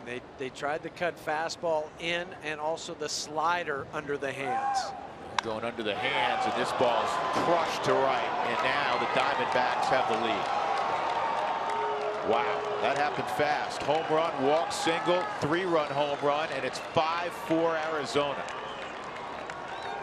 They wanted to go under the hands there. They didn't get it far enough in, and Jake Lamb with his 4th home run of the year. To me, it kind of goes back to that sequence of pitches to Brandon Drury. When you were ahead in the count, you ended up walking him. First pitch to Goldschmidt, base hit, and now first pitch to Jake Lamb, a home run. It was a no-doubter way up into the second deck. Just like that. He worked so hard for the 3 runs in the bottom half of the 4th inning. Get 4 back here in the top of the 5th. Castillo at the plate. You know, and it may be written after the game that, well, maybe he was fatigued after running the bases. Didn't seem that way. He got Ahmed quickly. He got Bradley. This is in no man's land, and that's going to drop, and Castillo's going to end up at second base with a bloop double. That is a Coors Field double right there. Broken bat, but it fell in front of the hard-charging Charlie Blackmon. And a big swing from Castillo. Charlie lays out just off his glove on the Subaru Supermo. Didn't have time to secure it in the webbing. Chatwood was cruising, and now Christian Bergman is up in the Rockies bullpen.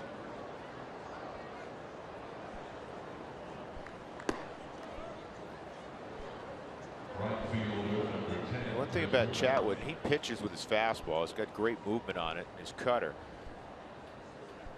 But he hasn't thrown the curveball as much as we saw out on the road. Not at all. I'm trying to remember when he even had. I don't know if I've seen one. Yeah.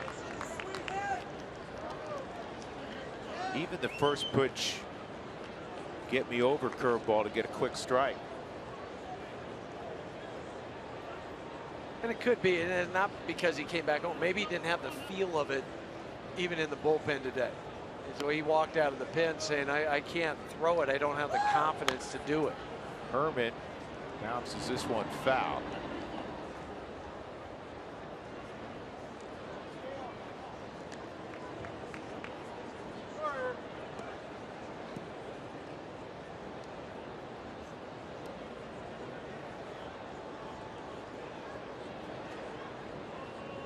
Rockies took a 4-1 lead into the top of the 5th. Chatwood got the first 2 outs, and then Segura hit the opposite field home run.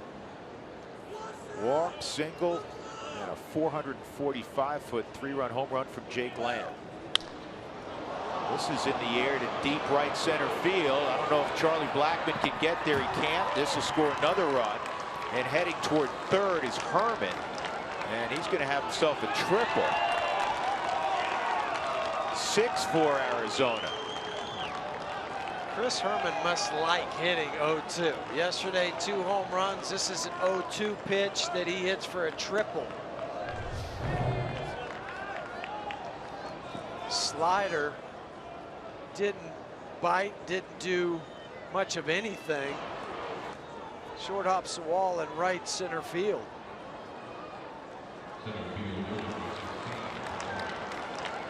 Tell you what, Herman, for a guy whose primary spot is catcher, runs pretty well.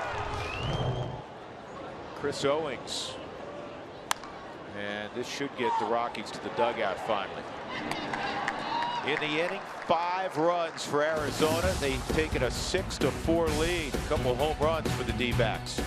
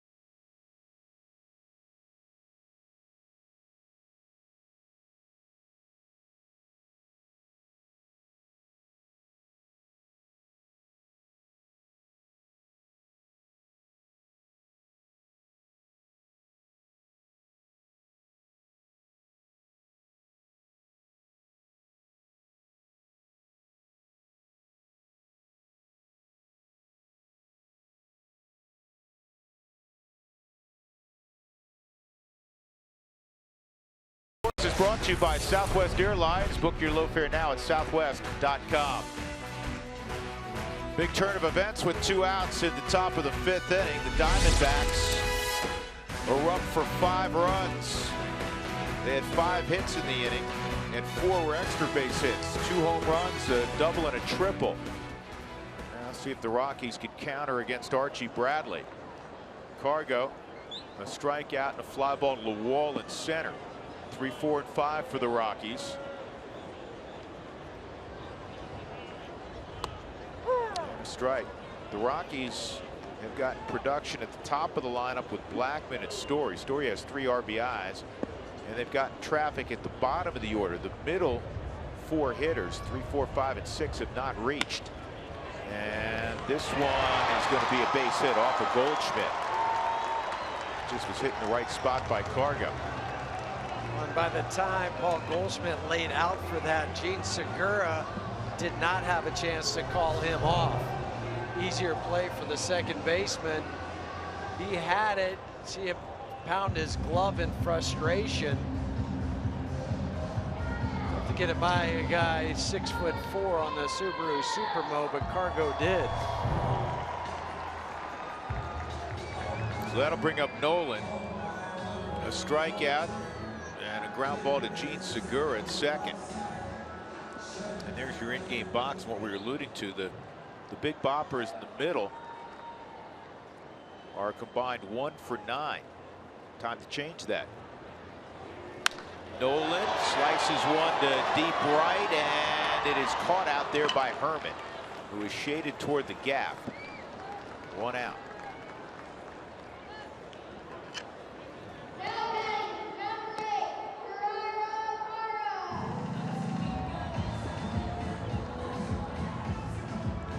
Parra coming up Next Fan Friday is May 13th, and the first 20,000 fans will receive a Fan Friday tote bag courtesy of MLB Network. Remember, you have to be the first 20,000 fans.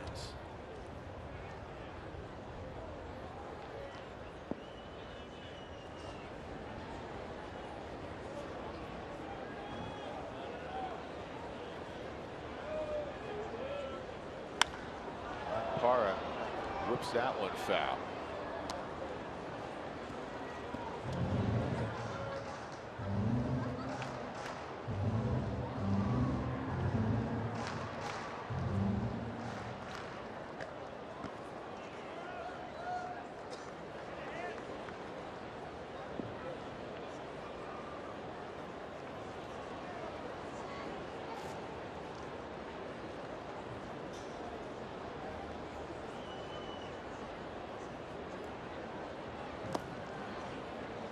Ball and a strike.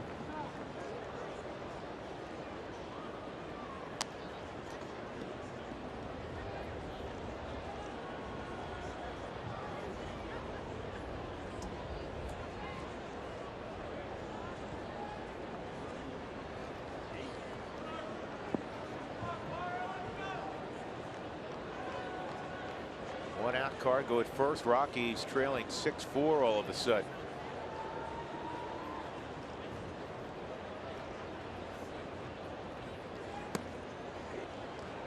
You endeavor, Huey, to play less quote-unquote Coors Field kind of games, and the Rockies believe they can play less with the pitching that they've gotten so far on the road. It's got to, start happening at home. Chatwood came in with the lowest ERA in Major League Baseball on the road, above a 7 at home, and he was cruising. And then you saw what happened with 2 outs. That's a fair ball down the third base line. Cargo to third. Drury will fire it back in, and it's second and third with 1 out. So the Rockies perhaps a base hit from tying it, as Gerardo Parra, like his good buddy Cargo, going the other way with frequency in 2016. We've seen tonight Archie Bradley go away from both hitters, the right-handed hitters, the left-handed hitters. Two-seam fastball running away from Parra, stays inside the baseball. You can just see the look in his eyes when he was attacking the ball as he shoots it past Chris Lamb at third base. It's 11 doubles now for Gerardo. It's a double machine.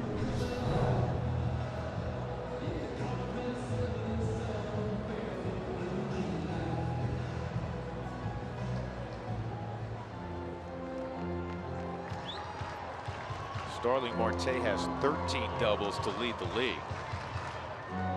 Daniel Murphy with 12, Dexter Fowler with 12. Big at bat here for Mark Reynolds. Rockies trailing 6-4, 1 out.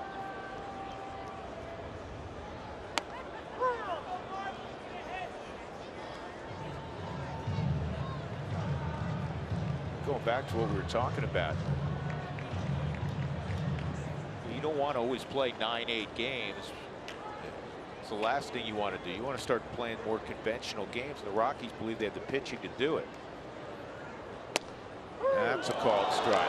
You play some of those games that you played out on the road where they've been lower scores, 4-3, 5-4 games.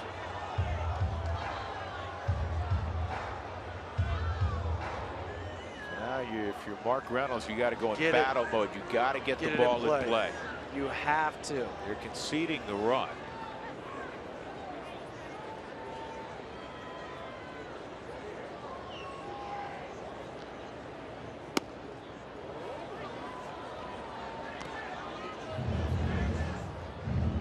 But having said all that, you're going to have to win a Coors Field kind of game tonight. Sometimes that happens. The game will tell you what type of game you need to win.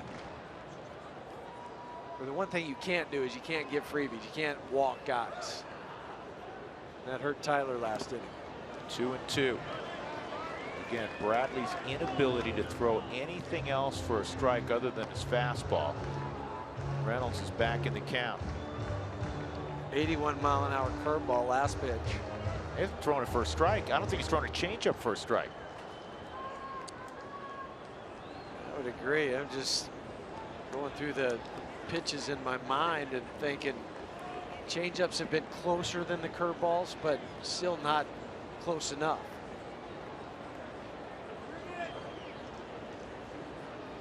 Two-two.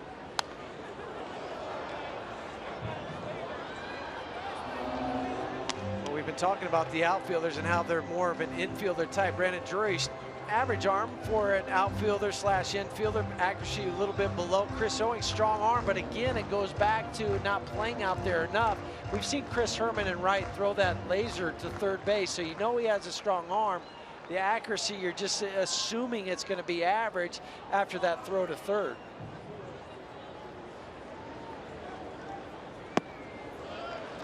Three and two. LeMahieu's on deck.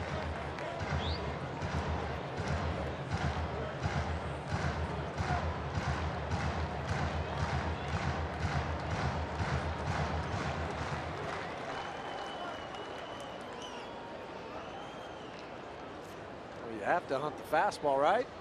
I mean, that's what he's had. Absolutely. 3-2, swung on and missed. Well, he threw him a changeup. Threw him a changeup. Probably the best one he's thrown tonight.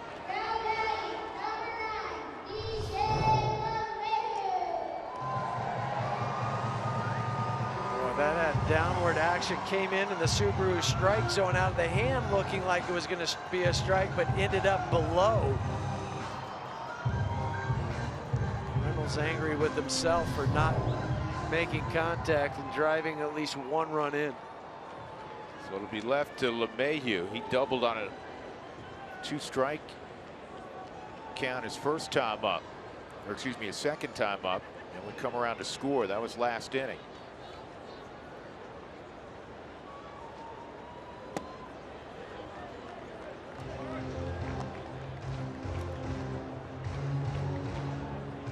Be interesting here. Bradley has LeMahieu at the plate.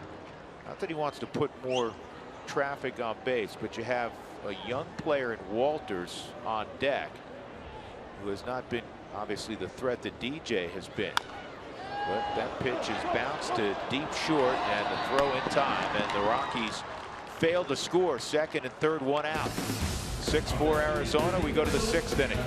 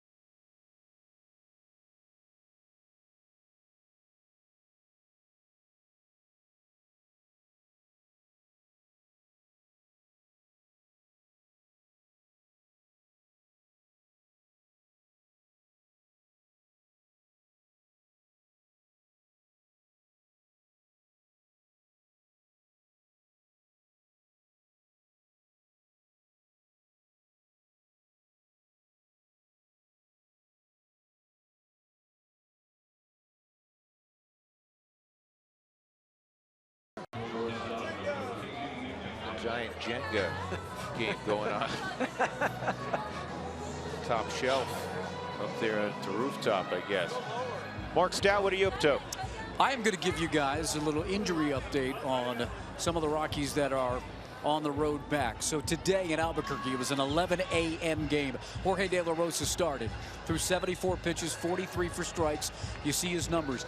Daniel Descalso led off and played short, went 1 for 3 with a ribby and a walk. Brandon Barnes, by the way, hit second in that game. They won that game. So that's the update on those guys. Jason Mott today threw 25 pitches here at Coors Field. This was earlier. It was a little live BP. He also threw on the road, and after today's outing, I'm pretty sure he is going to hit the road for rehab, because I didn't see him before the game here in the dugout, and usually he is. So that's good news. Yep, Jason Mott, who's yet to throw a pitch during the regular season. And some tightness, some arm issues coming out of spring training. Will help that bullpen out when Jason can join it. 2 strikes on Nick Ahmed. 8-9-1 in the 6th inning for Arizona. This is how they started in the 5th inning. And Chatwood got Ahmed, he got Archie Bradley, and then the problems arose. Rockies had a 4-1 lead. Segura homered, walked to Drury, base hit to Goldschmidt, and then Lamb hit one 4 miles.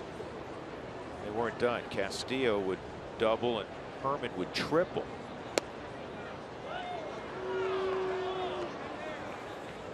This is what Tyler did last inning. Brandon Drury worked ahead, then ended up walking him. This will be the last inning for Tyler. He's also due up second next inning. Justin Miller has now replaced Christian Bergman in the bullpen for the Rockies. Tyler had 93 pitches, 59 for strikes.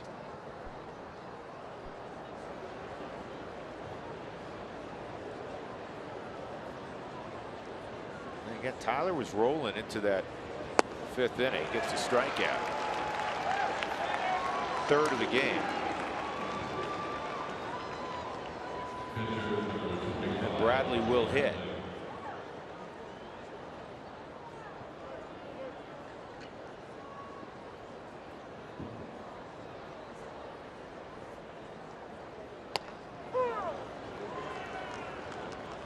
See where Steven Strasburg reportedly signed a $175 million extension with the Nationals. He's having a great year. Ground ball toward DJ. Tough hop. DJ's got some great hands. 2 outs. I saw that. Washington had a walk-off home run tonight by Clint Robinson, pinch hitting to beat the Tigers 5-4. Mets are up 2-0 in Los Angeles on the Dodgers. That's Matz and Kazmir, a couple of lefties. Mets have home runs from Granderson and Plawecki, the catcher, in the absence of d'Arnaud. Segura double. Ground ball to short and the home run over the scoreboard and right.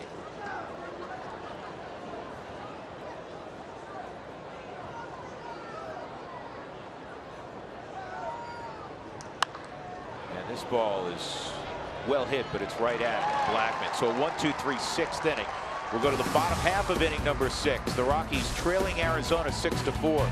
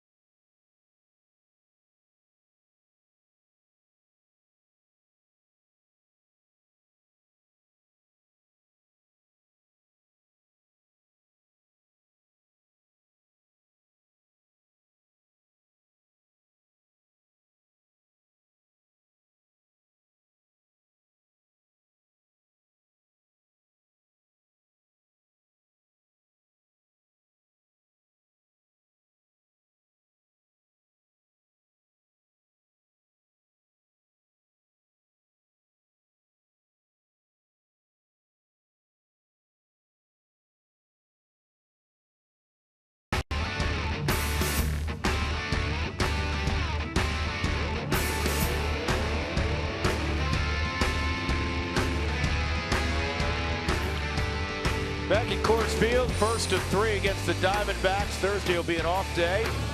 And then the Rockies will take on the Mets over the weekend. Arizona was trailing 4-1. They erupted for 5 2-out runs in the top of the 5th inning. So the Rockies on the wrong end of things right now.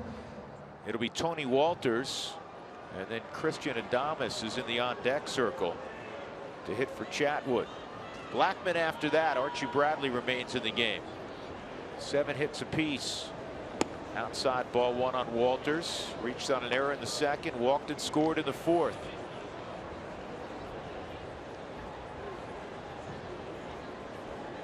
Tyler is going to be not a happy camper after the game.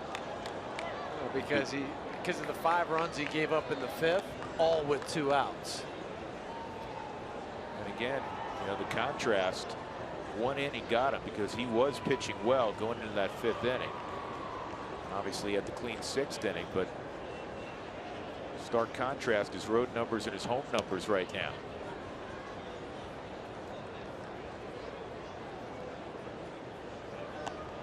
Archie Bradley still out there for Arizona. The one thing that he's done tonight, only 5 times is he not thrown a first pitch strike. 21 and 26. You're not mixing in mini break-in pitches. That's one way to make your outing more effective.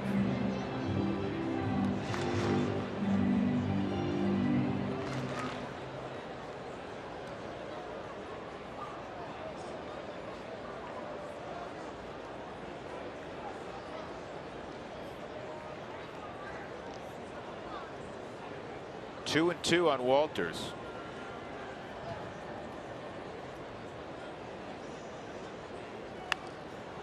That's a fair ball. Lamb's got it, 1 out.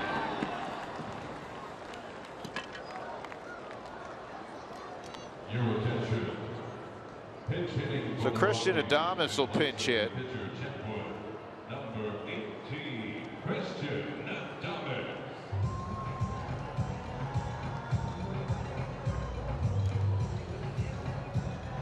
Scott Oberg apparently will be next since he's the only one up in the Rockies pen. Darren Holmes looking on.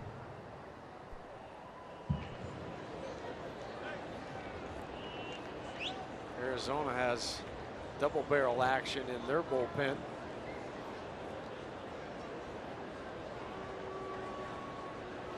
Never used to see this as much, but now the scouting reports are so vast and deep. When a player comes off the bench to pinch hit, invariably, even in a situation like this where there's nobody on base, the pitching coach will go out and review the scouting report on the guy that's entering the ball game. The scouting report's 4 hours old. Might have changed. Might have changed. Jake Barrett, the right-hander, on the left side, Zach Curtis. And there's another first pitch strike. Or maybe not.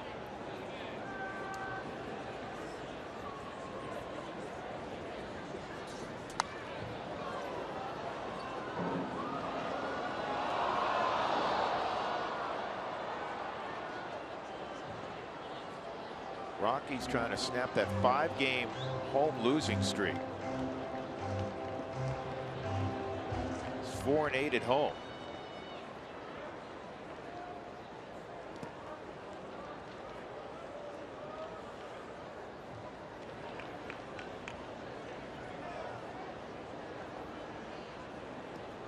They lost the last 3 to Pittsburgh and 2 before that to the Dodgers.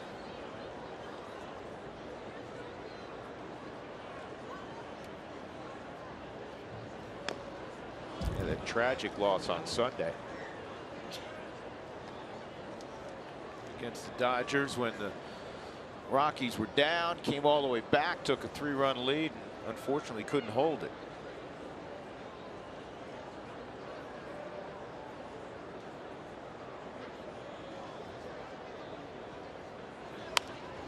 And a ground ball to second, easy play for Segura. The Super Suites Conference Center at Coors Field is available for your game day or non-game day meeting. Groups of 25 to 200 will enjoy the views of the city as well as the field from this unique meeting space. A super sweet deal.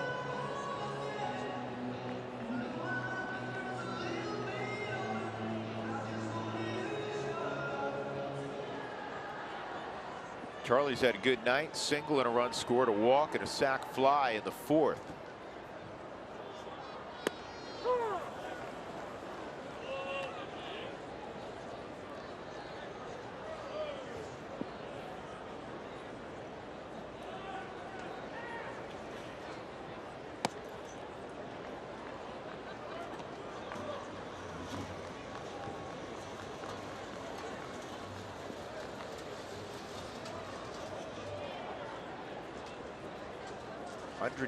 Pitches in. This is lifted to left field, playable on the warning track for Drury, and it's a 1-2-3 sixth inning for Archie Bradley. 6-4, Arizona leading as we go to the seventh.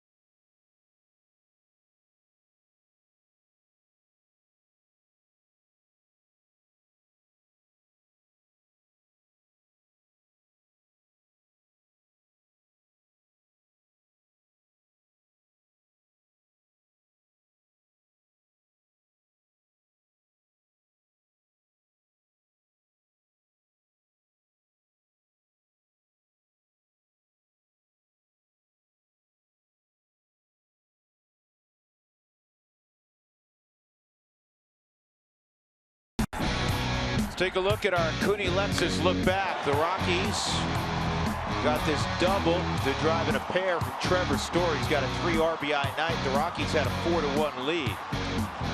It didn't last long though. In the top of the fifth, Gene Segura with 2 outs, nobody on. Went big fly to right.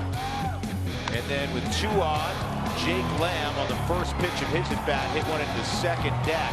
A 3-run home run. The Diamondbacks would tack on another run in a 5-run fifth inning. So the Rockies have some catching up to do, down 6-4. Drew Goodman, Jeff Houston, Mark Stout.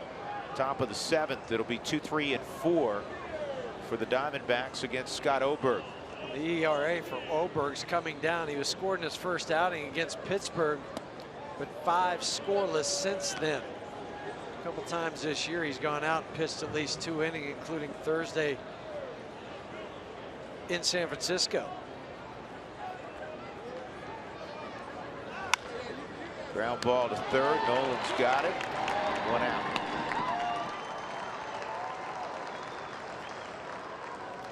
So Chatwood goes 6 innings. He gives up 6 runs, all of them earned on 7 hits, 3 walks, 3 strikeouts. He allowed 2 home runs.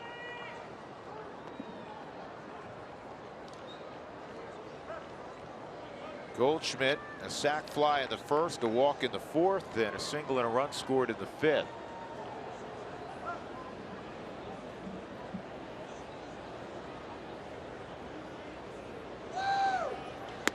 And for Tyler, his home ERA goes up after allowing the 6 earned runs. It's 7.88 now.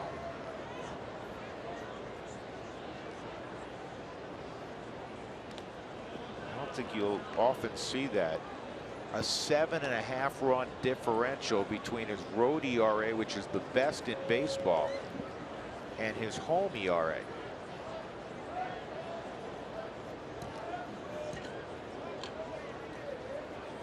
Yeah, you're not just talking about 1 or 2 starts now. 3 starts at home, 4 on the road.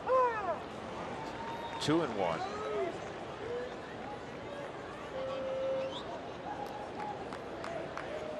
I wonder how often this year, and really the last few years, pitchers have thrown a first pitch strike to Paul Goldschmidt. I mean, does it not always, I said this in Arizona, does it always seem like it's 2-0 on Goldschmidt? I remember when you said that, I just totally agreed with you, because that's what it seems like. And it was 2-0 a moment ago. Oberg with a couple of strikes.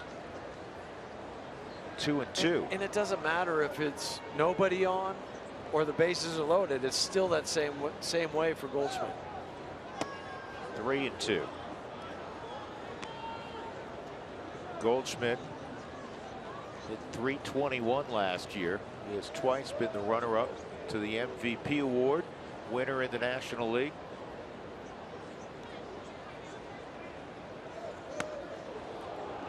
Foul ball. Now it hit off the glove. Okay. Another walk.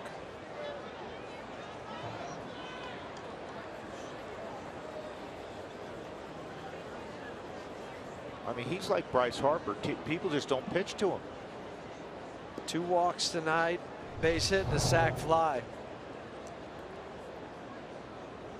It was off the thumb of Tony Walters. That's what I thought, just from the check swing. I thought it caught the bottom part of the bat for Goldschmidt, but it didn't on the Subaru Supermo. So here's Lamb. Go ahead 3-run home run his last at bat.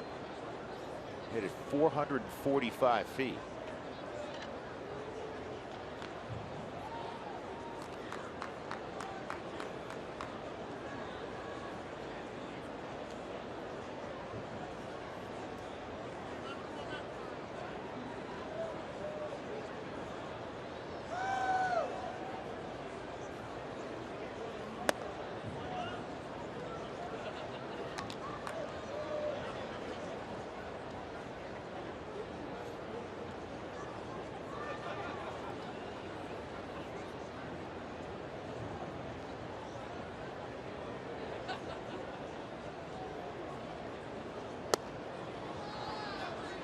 Two and 0.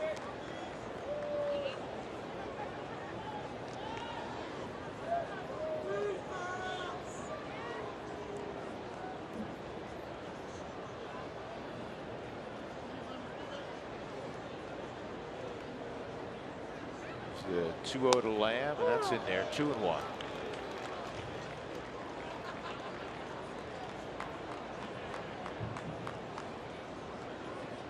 Scott's got good stuff. As you know, his issue is giving up the long ball. What he needs right now is a ground ball. Off the plate, and it's a 3-1 count on Lamb. Most of the time for Scott, when he's gotten in trouble with the long ball, it's been on the curveball. It's been a hanging curveball.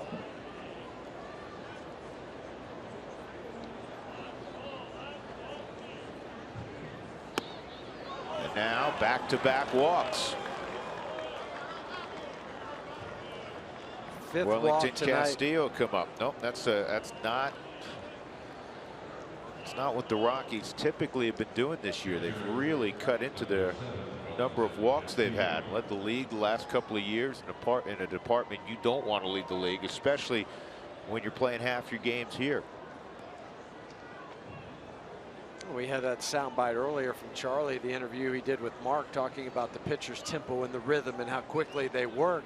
You start walking guys, that's when you'll see infielders trying to stay loose, walk around. Castillo's 2 for 3, gets a breaking ball for a strike, single and a double.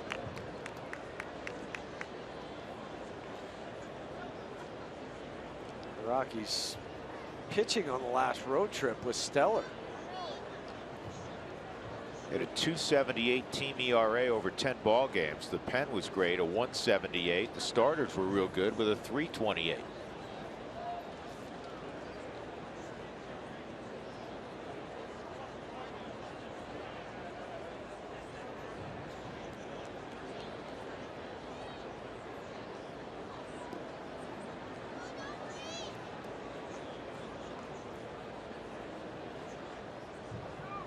One on Castillo. And this is going to be a problem. This is going to drop in center field. It's going to score another run. And it's the walks. I mean, Goldschmidt walked and he ends up scoring on a bloop single by Castillo, and now you're down 3 runs.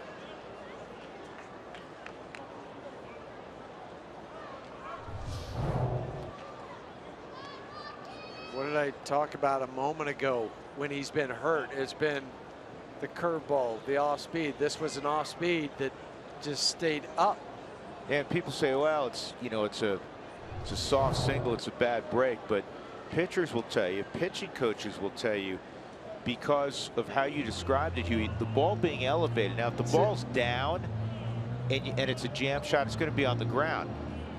At this, you know, at Coors Field, with all the ground you have to cover in the outfield, and they turn into base hits. And it's an easier pitch to get to where your hands start in your swing, because you just have to pull them in. You don't have to worry about tilting the body over more to try to get down and reach for a ball. And I think that's why you see, we always talk about a pitch up, how easy it is to hit, because it's the bat that's just staying there with on the same plane as the ball.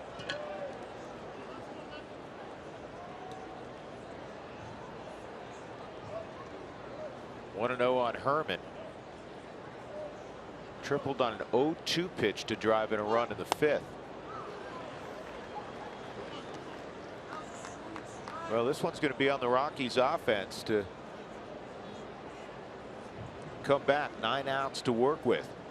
But first things first, you got to get out of this frame. 1 out, 2 on. Lamb at second, Castillo at first.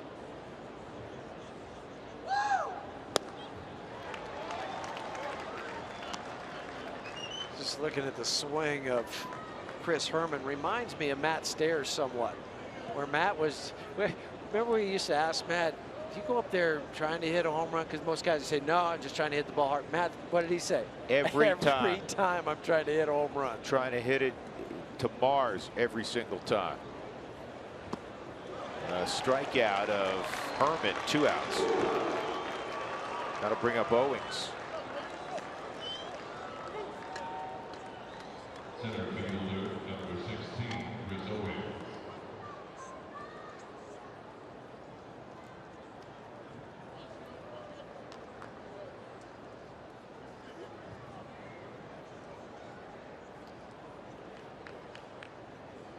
Owings a fly ball to right and a couple of ground balls in the middle of the diamond. He's 0 for 3.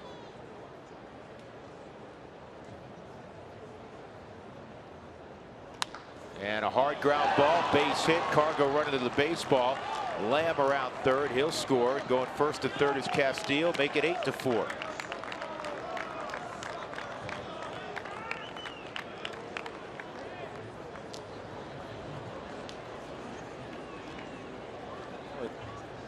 Two walks earlier in this inning, come around to score, and now Chris Owings continues to do damage against the Rockies.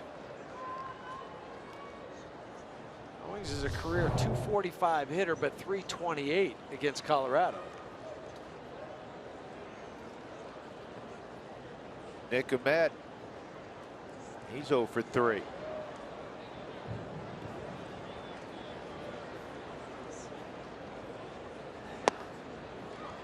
These are two former teammates dueling it out. Yep, for the Yukon Huskies. That was the year they went to the Super Regional. They had George Springer on that team.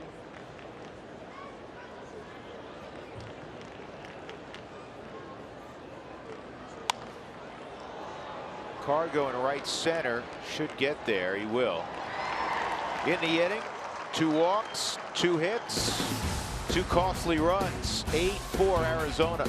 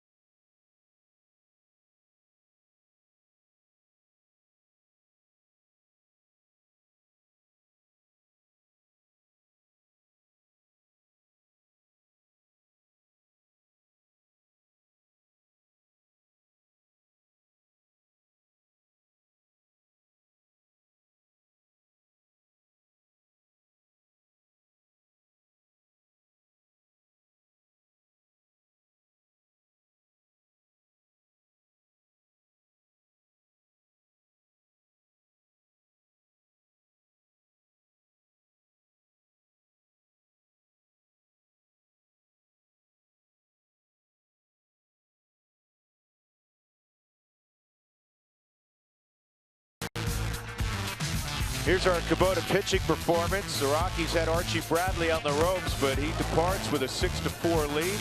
4 runs in 6 innings. In his return to the big leagues, he walked 3, struck out 4.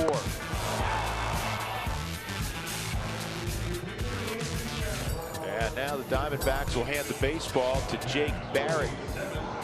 See the numbers on Barrett this year.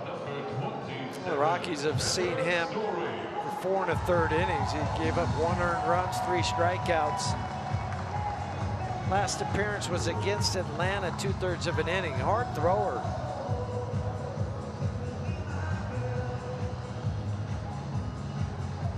You see that note from Jenny? That was the situation last year. That was the most used bullpen in baseball a year ago. And they thought they were going to change that trend with the trade that brought them Shelby Miller and the biggest free agent acquisition in the offseason, Zach Greinke. But those two have not pitched particularly well yet. Story takes a strike. Trevor double to drive in a run in the first. Controversial called 3rd strike with the bases loaded in the 2nd, and then a 2-run double in the 4th. Rockies down by 4 all of a sudden.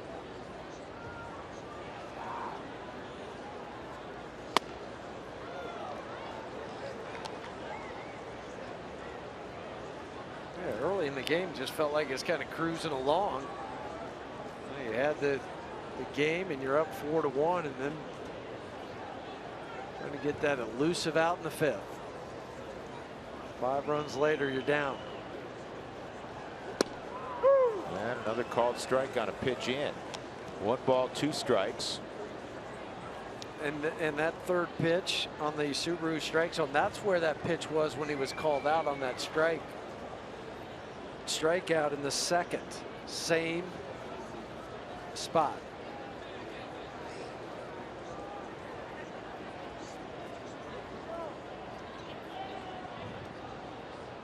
Story is driven in 15 runs in 7 games against Arizona this year.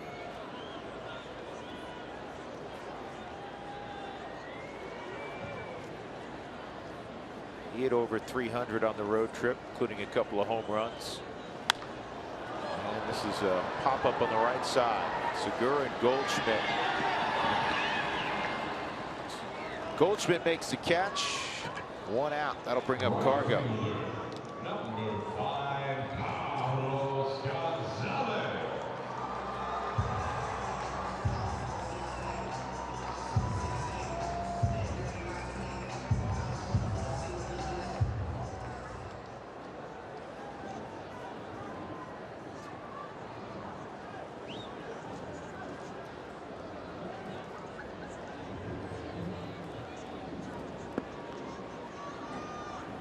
Cargo singled his last time up off the glove of Goldschmidt. 1 for 3.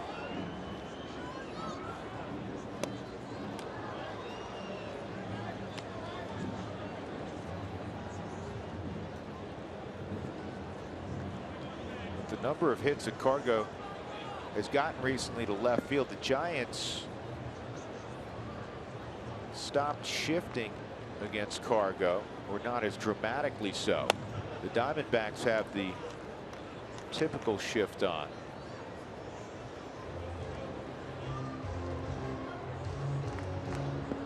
Obviously they haven't, or they're not paying attention to the hits by direction for Cargo, because this is how they played him in the 6 previous games. 1 and 2.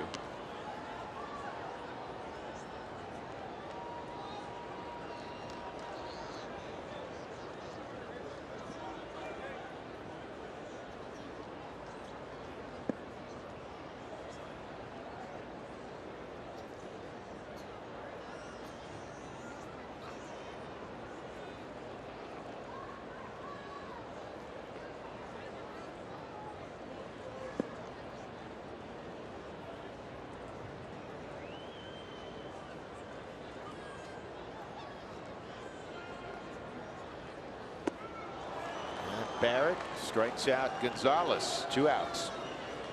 All 3 pitches were off speed. 2 sliders and a changeup. 3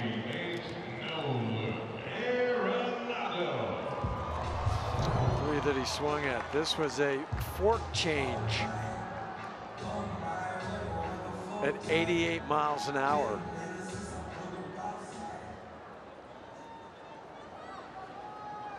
Nolan's 0 for 3, strikeout, ground out, a line drive to deep right. Hitting just under 400 his last 12 games.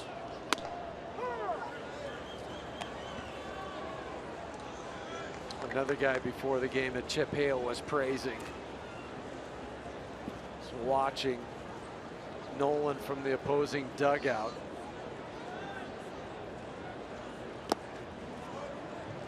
Well, that's pretty much everywhere we go now. That's wherever we go. Everybody's singing his praises, and well they should.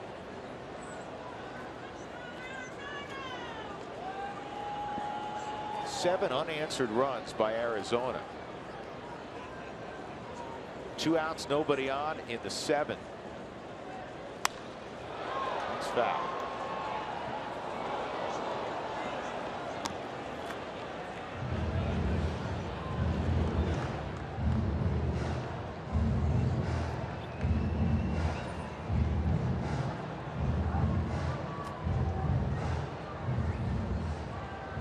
Jake Barrett grew up in the Phoenix area, Desert Ridge High School, and also to ASU, now pitching for the Diamondbacks.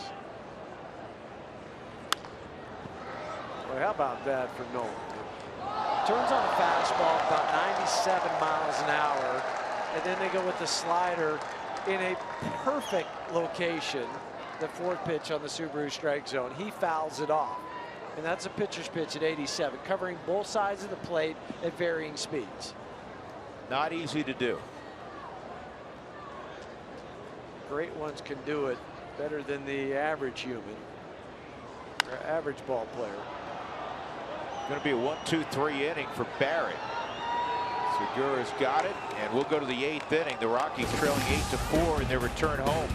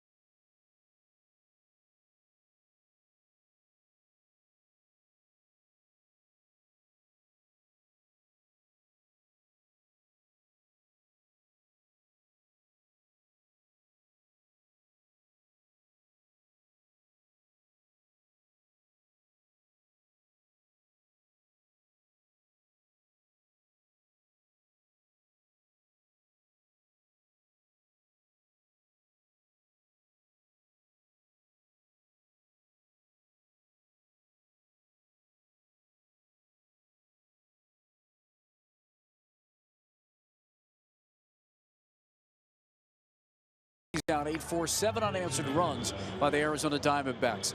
Want to flash back and show you something that happened significant in baseball on this day in 2010. It was Mother's Day. You may remember Dallas Braden, who was 26-36 in his 5 years in the Bigs, threw a perfect game on Mother's Day against the Rays. I believe his grandmother was there too. 19th perfect game in MLB history.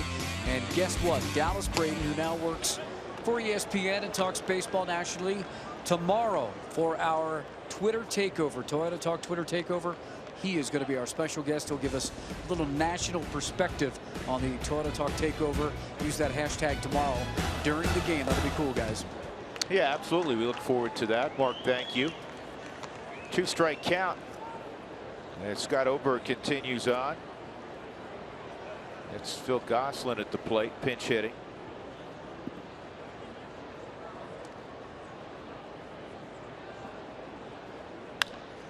Ground ball to Nolan. What a tough play. Now can he get Gosselin on the hop? Out at first base. The old 2-hop throw. We saw two of these type of plays in Arizona against the Diamondbacks, both in the same inning. Now he does one here that I'm not sure we've seen before, where he goes back, he just throws it as he's falling away from first. 2-hopper. The only problem is he's safe. Yeah, they're going to review this one. But to even make it this close where you're within 5 feet of first base, allowing the first baseman, Mark Reynolds, to stretch. He just couldn't stretch out going towards the ball. He had to wait for the runner to cross and try to catch it in foul territory. Unbelievable. Unbelievable that he made it that close.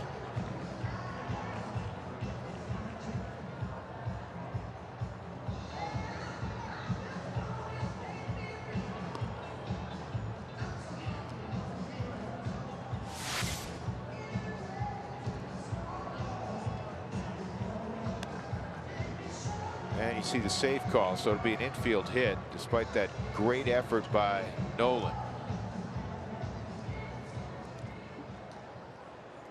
Foot on the bag, then the ball in the glove. Gene Segura doubling a home run, 2 for 4 tonight. 8-4 Arizona. That was the 10th hit for the Diamondbacks. Rockies have been locked in at 7 for a while now.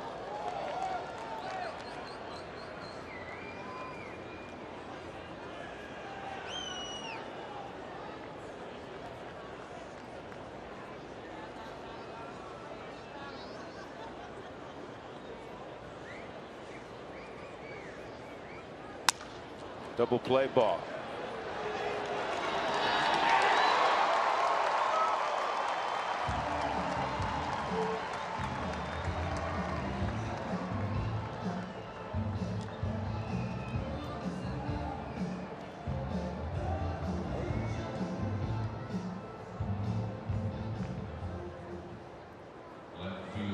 Don't miss the action when the New York Yankees make a rare appearance here at Coors Field on June 14th and 15th. Get your tickets today to see the New York Yankees. Brandon Drury at the plate. He's 0 for 3 and a walk. He scored in the 5th inning.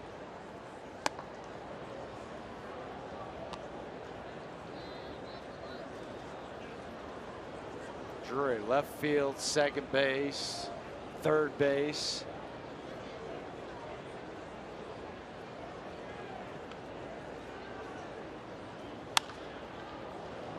Slicing foul out of play. Well, they had to go into slight desperation mode when A.J. Pollock was lost in all likelihood for the year with the broken elbow. They lost their center fielder and an all-star.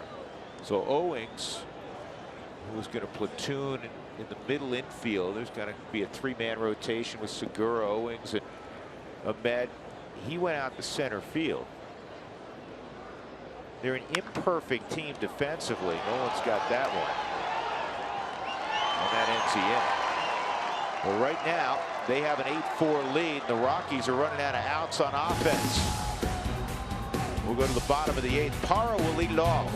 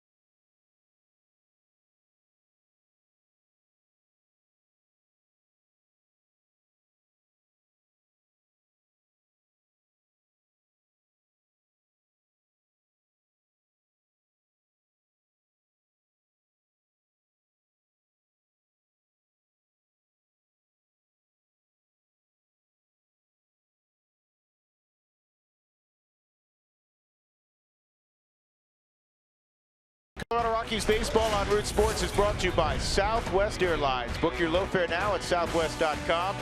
And by Wells Fargo. Wells Fargo customers get your 2-for-1 Rockies club level tickets by visiting wellsfargo.com/Rockies. Well, it was a pleasant night in the middle innings. Not so pleasant now. The Rockies were up 4-1. They gave up 5 at the top of the 5th. And a couple more runs off Scott Oberg. And it is 8-4 Arizona. The Rockies will try to get things going in the bottom of the 8th with Gerardo Parra. He doubled in the 5th inning. It's the last Rockies base runner. Rockies had a chance, you remember, in the 5th inning. They had runners at 2nd and 3rd after the Parra double because Cargo had singled. 1 man out, but Mark Reynolds struck out and DJ LeMahieu grounded out to end that threat. Well, they get the long-time 8th inning man in Tyler Clippard. Fastball changeup. That's what you're going to get with Clippard. He's a guy, as he throws a changeup there, that'll not only double up on his changeup, he'll triple up on the changeup. Quadruple on the changeup. He's only given up 1 run in his 9 innings of career relief at Coors Field. Well, time to change that. That's right.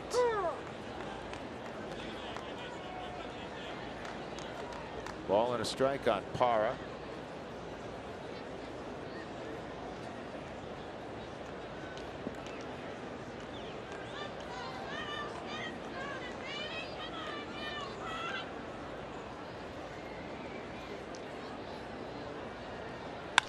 This ball's lathered to left center field, and it is over the head of Drury.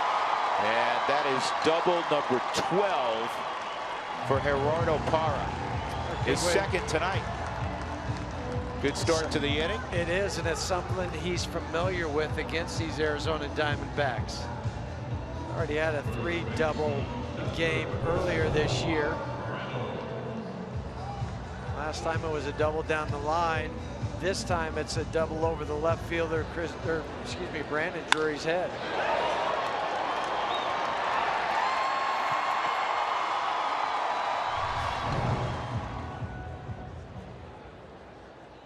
Mark Reynolds 0 for 3.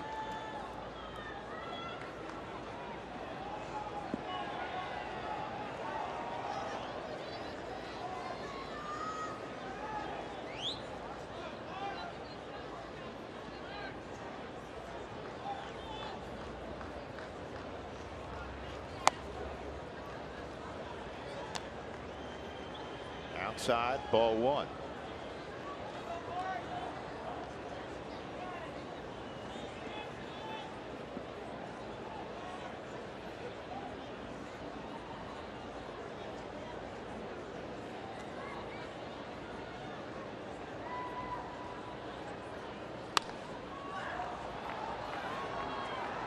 One and one.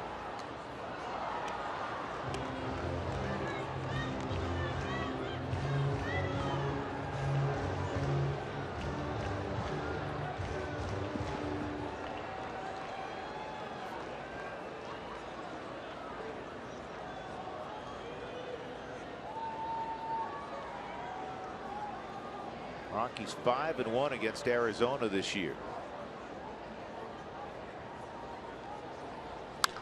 And that's fouled off.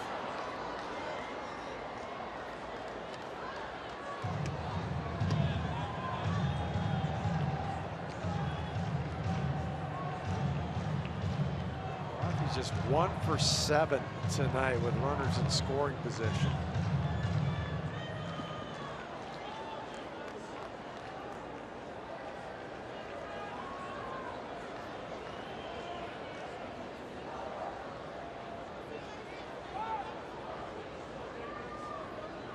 Clippard steps off. Well, he didn't want to throw to second base. Segura put the daylight play on.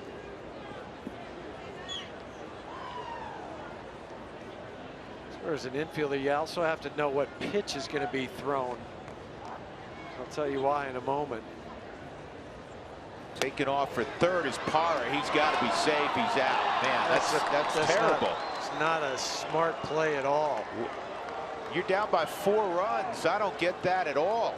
A couple times this year we've seen Parra try to steal third base and has been thrown out.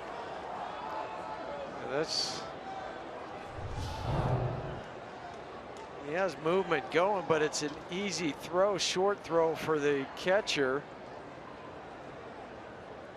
But down by 4, doesn't matter. You have to make sure that you're 100% safe. It can't even be 99. I don't get that. 2-2 on Reynolds. In the air to left field, and it's going to drop in front of Drury.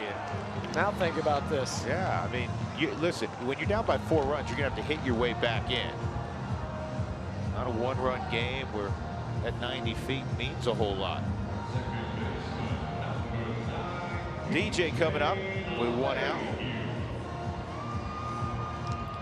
Who wants tacos? Fans, follow @RootsSports_RM on Twitter to receive alerts for the Rockies taco special when the Rockies score 7 or more.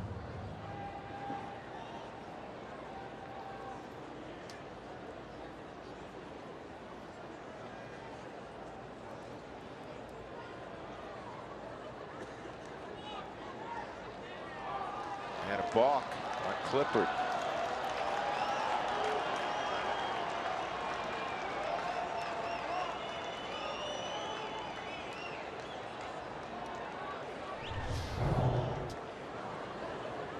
Was the knee flinch by Tyler Clippard. He knew it, didn't argue at all.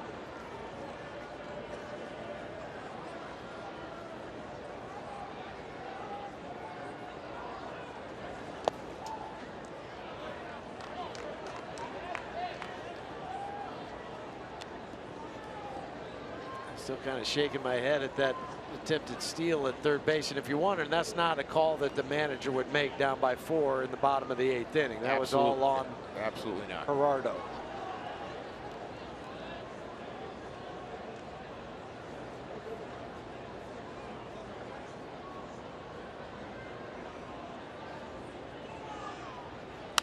And another base hit. Reynolds will stop at third.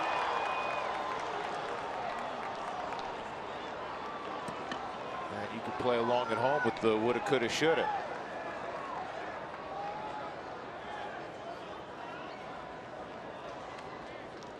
Tony Walters coming up. Ryan Rayburn on deck to hit the pitcher spot.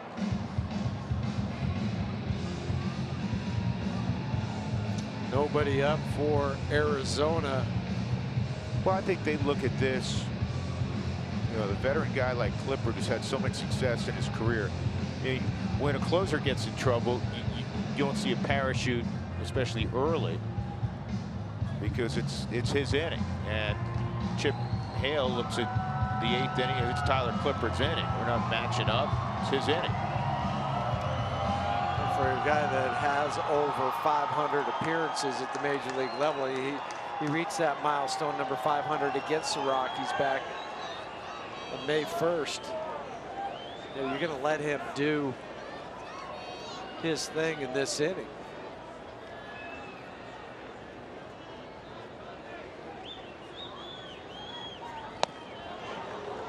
Swung on and missed, 0-1.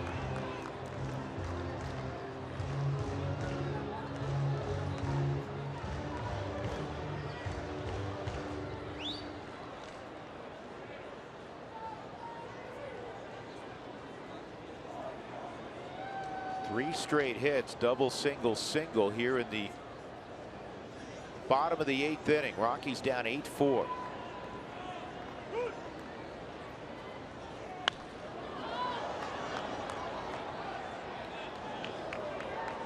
Now the left-hander, Andrew Chafin, is warming up for the D-backs. Maybe if he gets to the top of the lineup, Blackman. 2 of the next 3 after that for the Rockies are left-handed. Blackman after Story, you have Cargo. Walters in battle mode now, down 0-2.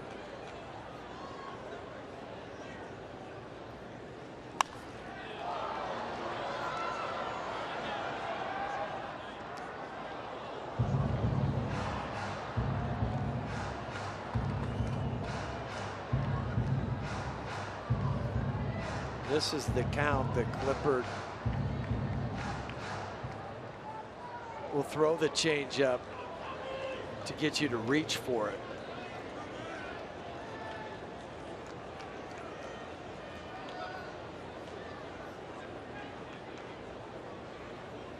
Set up off the plate away.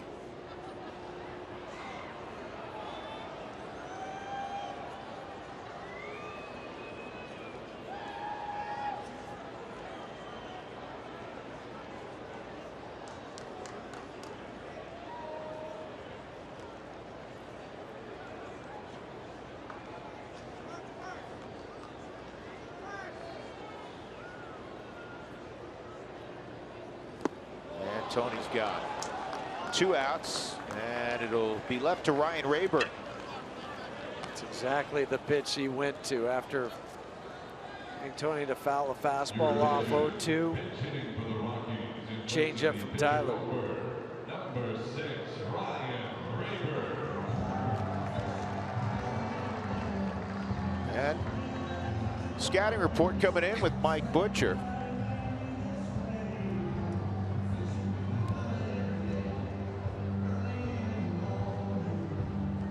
Mike Butcher's talking at the mound. We'll tell you a little bit more about Ryan Rayburn. Out of high school, though he was drafted out of high school, signed with University of Florida. He was a guy who was in the mid-90s in high school on the mound too. And in Florida, didn't work out after a year there, so he transferred to a junior college. Did some closing in junior college baseball, and went in the 5th round, and eventually got moved to second base, which kind of opened up a ladder to the big leagues because he kept hitting and he could always hit. He's had a fine big league career. Always, if you have that one skill to open your eyes to allow you to maybe do something else, and that's what Ryan did. In the dirt. Except for he had 2. He could throw hard and hit. Yep.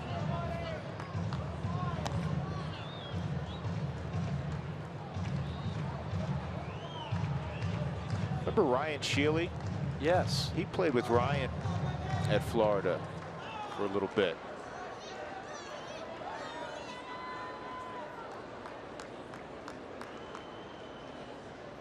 First and third, 2 outs. 1-0. And it's down the line, foul. Getting down quickly was Reynolds.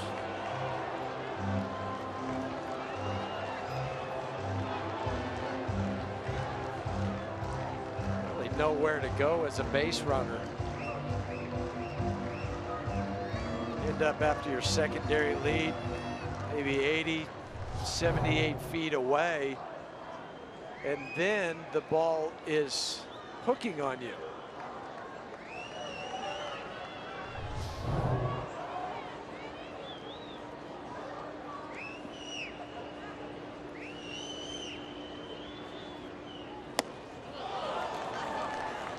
Change the eye level with the fastball, and it's 1-2.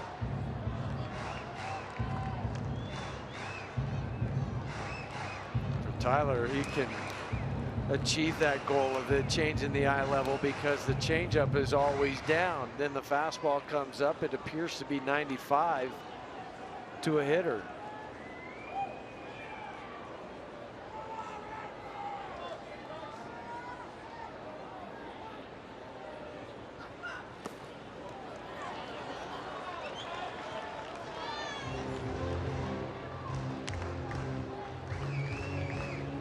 Two and 2 on Rayburn.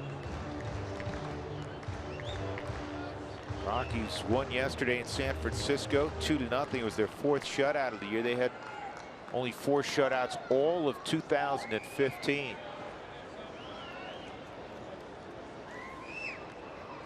Tonight they've given up 8. 2-2.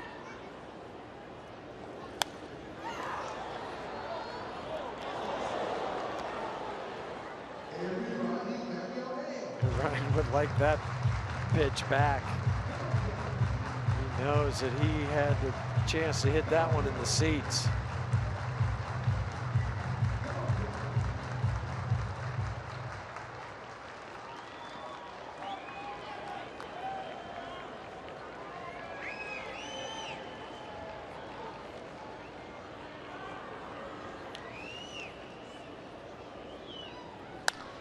This ball's well hit to right field, but it's going to die shy of the track in the glove of Chris Hermans. The Rockies get 3 hits but do not score. A frustrating 8th inning.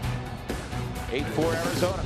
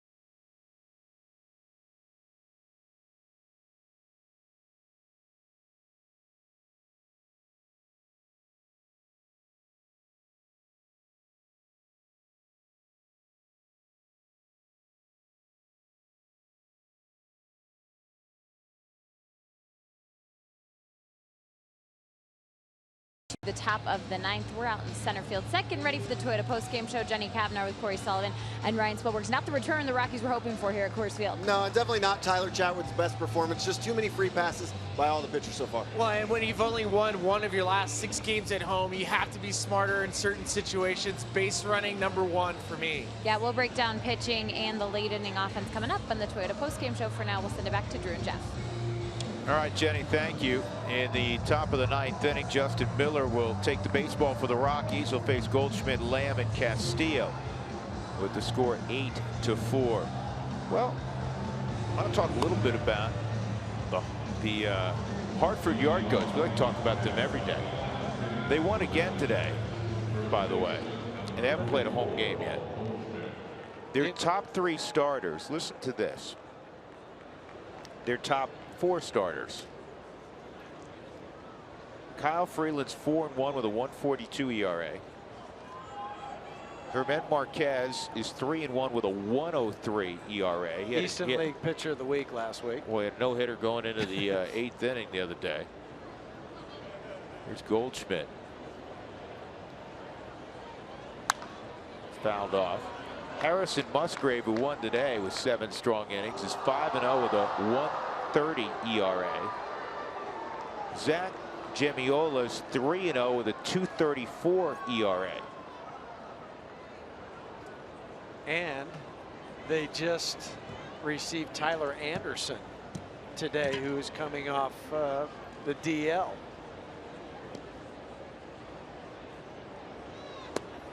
That is some kind of team. David Dahl, one of the Rockies' top prospects, one of the top prospects in the game, hitting .288 with an Eastern League leading 9 home runs. He also has 9 doubles. Yeah, he's 11 out of 13 stealing bases also. In a few more weeks, they'll be able to play in their own ballpark. This ball is hit to deep right center. Cargo is going to watch it hit off the top of the wall. And Goldschmidt. How strong is he? Yeah, I mean, he basically was out on his front side and almost hit that thing out. So a double for Goldschmidt. His second hit. He has 2 walks and a sac fly. Is that a perfect night? Reach out. And just pepper the ball off the fence at right center field. Halfway up.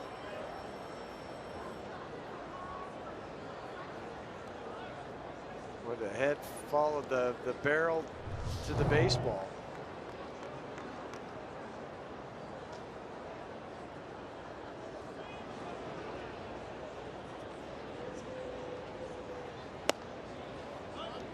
Gets inside.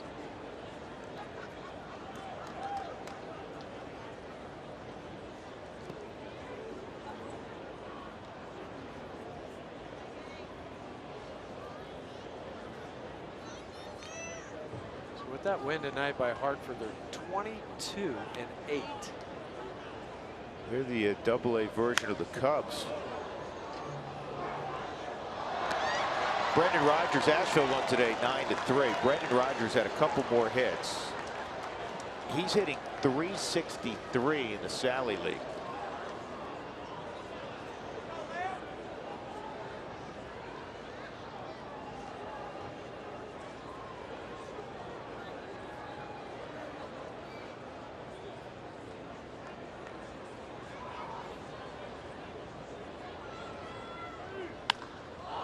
This ball's hit a long way to right, and it's off the top of the wall and right. It's coming all the way back to the infield. Goldschmidt scoring easily, and rounding third and holding with a triple is Lamb.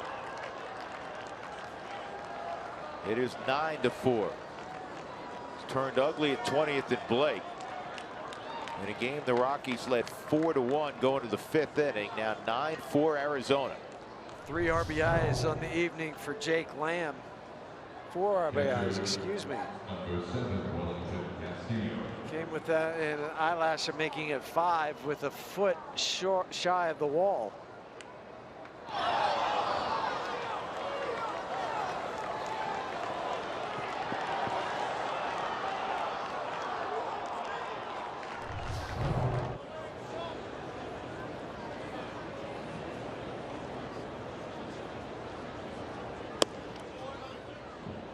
Outside on Castillo. So Goldschmidt, sac fly, a walk, a single and a run scored, a walk and a run scored, double and a run scored, and then Lamb behind him. 4-5-3 double play, then a walk, 3-run home run, walk and a run scored, and a triple and an RBI. Nobody out, the infield's in. 1-0 on Castillo. Fouled off.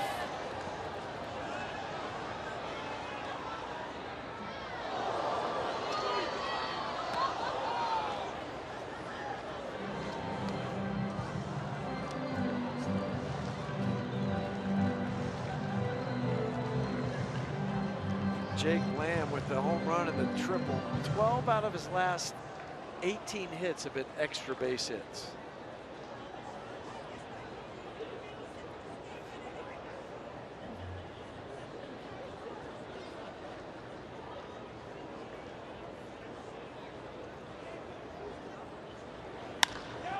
And this is line to center field. And here's Charlie Stroh to the plate. It's off line.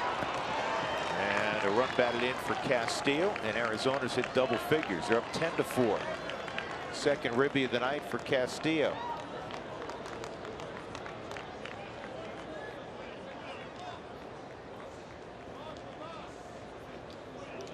The Rockies pen outstanding on the trip. They've given up 4 runs in 2 innings. Oberg gave up 2 in 2 innings, and now Miller has given up 2 with 1 out in the 9th. Chris Herman at the plate. Tripled in a run in the 5-run 5th for the Diamondbacks. Well, the Rockies are staring at a 4-9 start at Coors Field. Hard to believe. Who would have thought that? Talk about reestablishing some dominance here. It's still early, but that's not the start when you're talking about one of your offseason goals is that as a team to come out and be 5 games under 500 at home.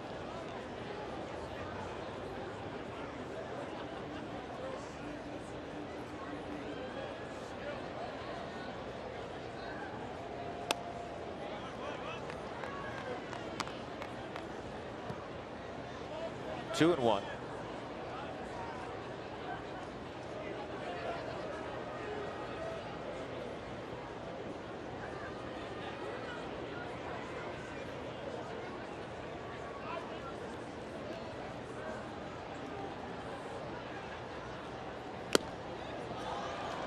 And a foul tip, 2 and 2.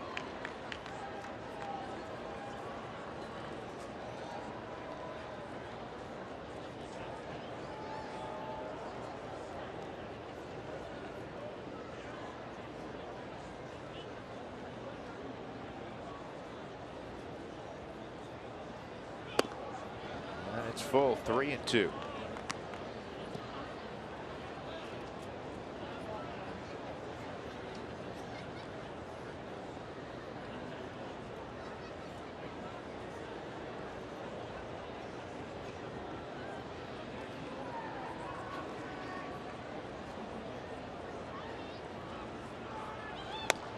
And strike 3. Herman caught looking, 2 outs. And Chris Owens will take his turn.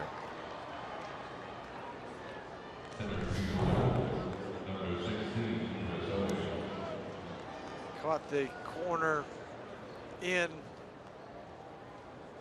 to Herman. I think he was expecting something else. Doesn't matter, Justin Miller. It's called strike 3. Owens is 1 for 4, singled in a run in the 7th. And a ground ball to first. Reynolds has it, and that's the end of the inning. So we'll go to the bottom of the 9th inning. 2 more runs tacked on by the Diamondbacks. They're up 10-4.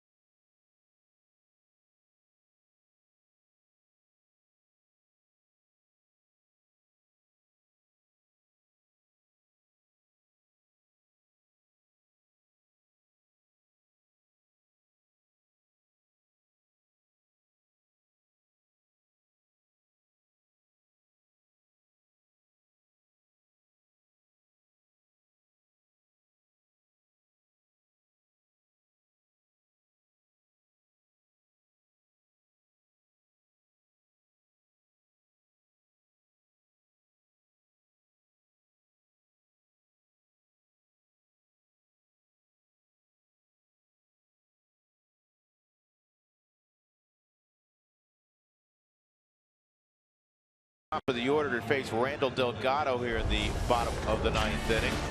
Here's our CenturyLink link to what's next tomorrow evening. Ruby De La Rosa will get the baseball for Arizona. Chris Russin will make his 3rd start for the Rockies this year, and hopefully Chris can come up with one of those gems he had last year at Coors Field through 2 complete games at Coors Field last season.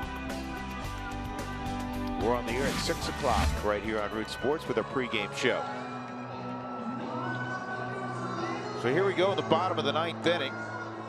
Charlie Blackmon, single walk, sac fly, and a deep drive to left. 19 innings for Delgado. That's tied for 3rd as far as innings go in the National League. Charlie, with the base hit earlier, has a 7-game hitting streak going.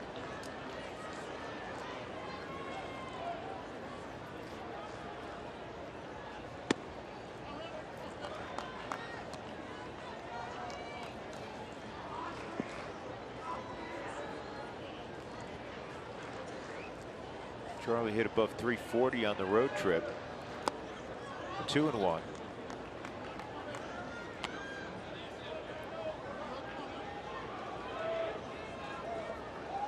Career .331 hitter here at Coors Field. And this ball's loud, but it's right at Herman.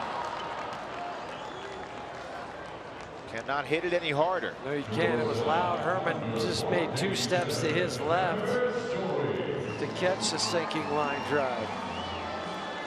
Trevor Story has driven in 3 of the 4 runs for the Rockies tonight. Doubled in the 1st, and that scored Blackmon. Then he doubled in 2 in the 4th.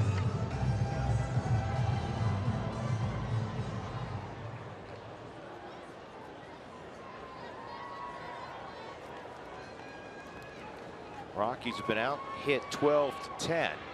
Story takes a strike. When they've been out hit this year, they are 1-11.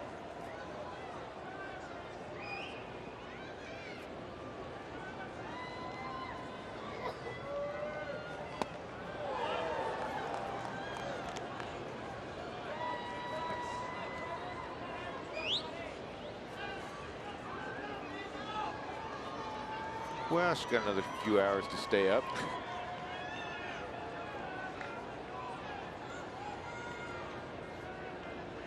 Save some of that popcorn for tomorrow. I like the energy, though. I don't know how much mom and dad are going to like the energy in a little bit. It'll go away in the car. Out before they get the highway, huh? You know how car rides are with kids. How car rides are with me. Even when you're driving. Easy. Strike 3. 2 outs.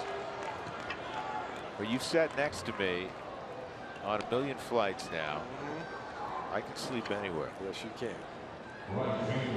Cargo is 1 for 4. Single back in the 5th inning.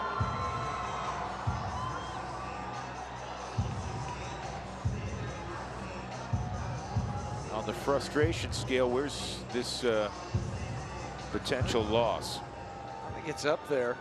I mean, you had Tyler coming off his performance on the road. There's another hit to the opposite field for Cargo. It's going to be a double. The major league leader in hits to left field. We've seen 3 or 4 off the end of the bat for Cargo that stay fair.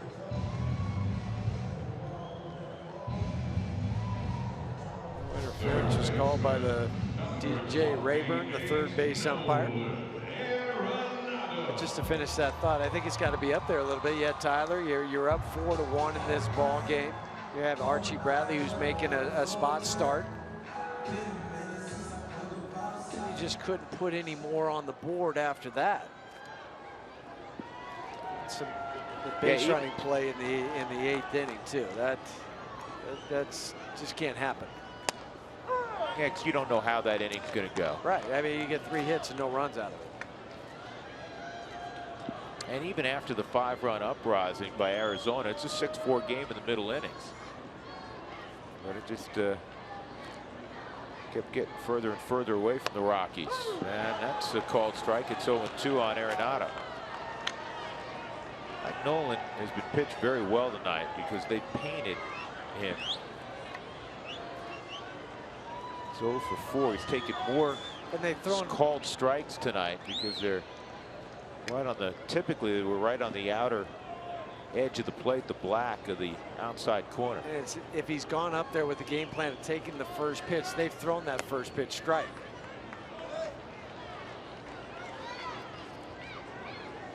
All that means is somebody's going to pay shortly. Oh yeah, you know they will.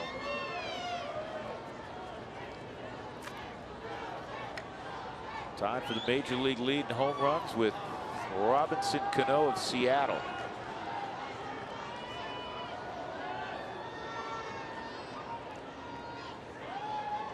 One and 2 on Nolan.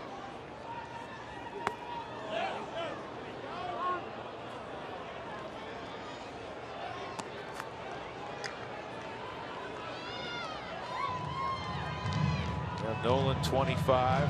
How about this stat? The Rockies lead Major League Baseball 23 home runs and 61 RBIs from players 25 and younger. Step to the middle of the carpet. Nolan Arenado and Trevor Story.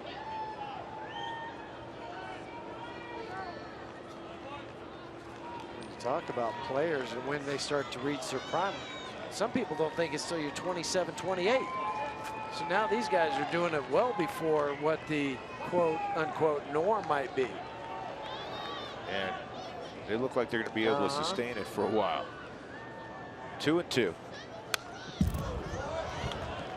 Yeah, the general thinking, you well know, Huey, from your days not only as a player but as an instructor in the Cubs organization, is 26-32 is thought to be, and the statistics usually bear this out, your prime.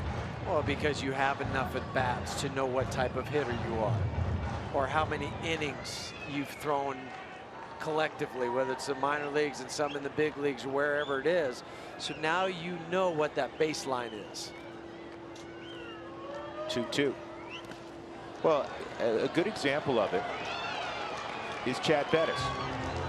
Chad has become a real solid big league pitcher, and there's a tremendous upside, I think, with Chad, and he's now 27.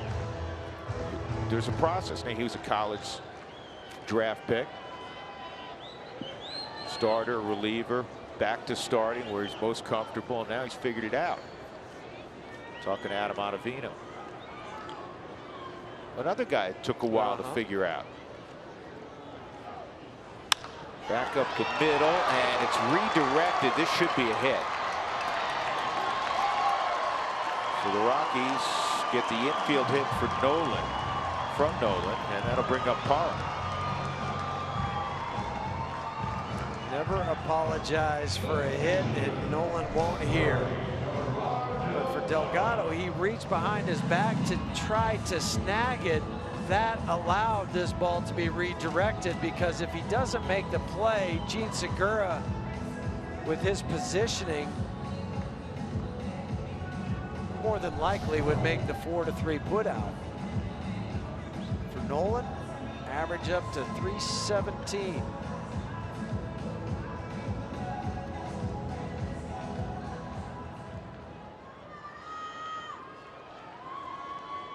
Pair of doubles for Gerardo tonight, 2 for 4.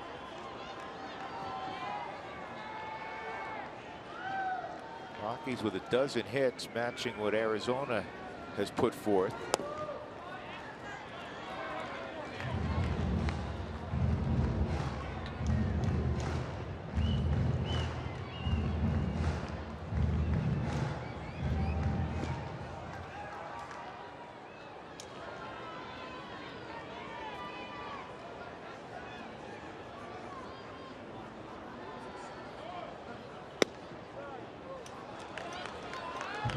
Two balls and no strikes. Parra doubled down the third base line and then doubled to left center field. With the big lead, Arizona's not playing quote unquote no doubles, guarding the line, playing deeper in the outfield. They're playing straight up defense in the infield and outfield with the 6-run advantage. Well, they're also not holding Nolan on at first with Goldschmidt.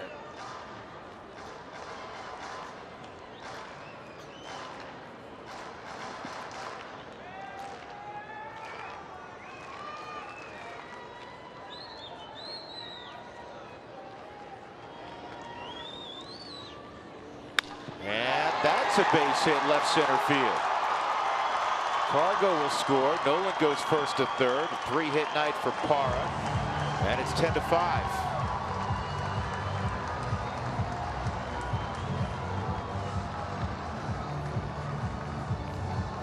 As long as you haven't gotten to that 27 out yet, you still have a chance, and the Rockies aren't laying down right now. RBI single for Gerardo, driving in Cargo.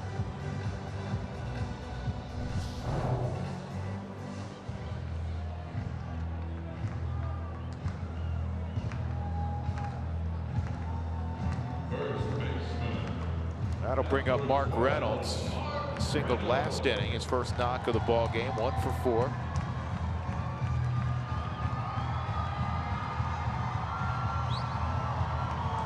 Hudson has had to get up for the Arizona Diamondbacks in their bullpen.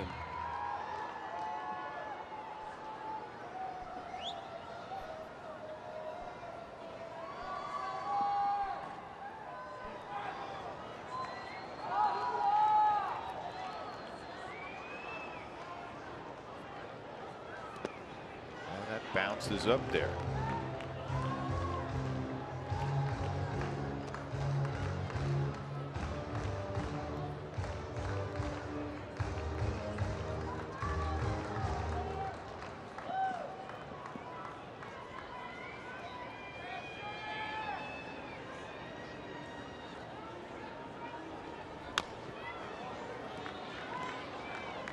Ball and a strike on Reynolds.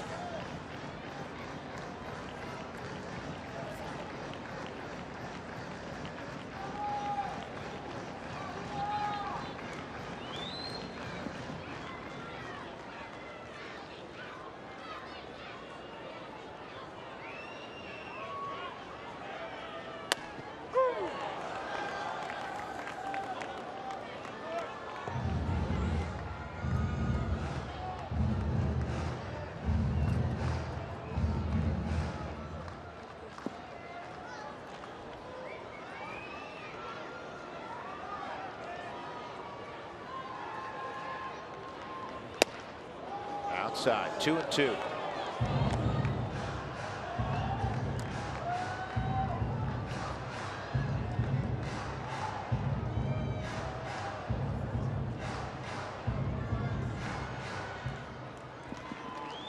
Rockies came into the game 12-10 against the National League West. Through 22 games last year, they were 7-15.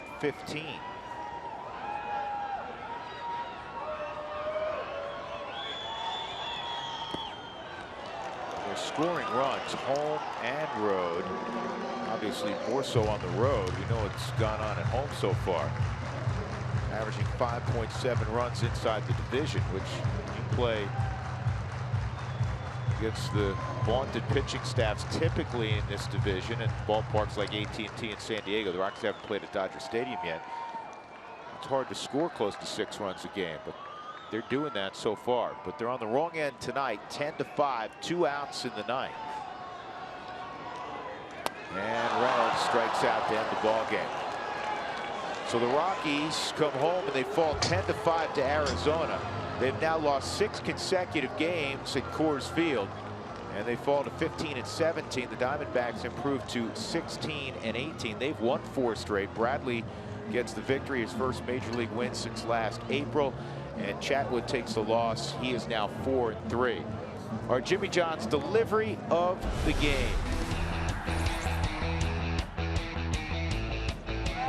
Jake Lamb with the Rockies ahead 4-2. 2 men on. First pitch from Chatwood. He hits into the second deck 445 feet away. And that put Arizona in front 5-4. And they go on to produce a 10-5 victory, the first out of 3 here at Coors Field between Colorado and Arizona. Let's get to our center field studio, if you will. Here's Jenny and the gang. Jenny, it's all yours. All right, Drew, thanks so much. Looked like the Diamondbacks had some pent-up anger against the Rockies, and they let it fly tonight at Coors Field. Coming up, we'll break down the pitching and woes of the late-inning offense. We'll be right back.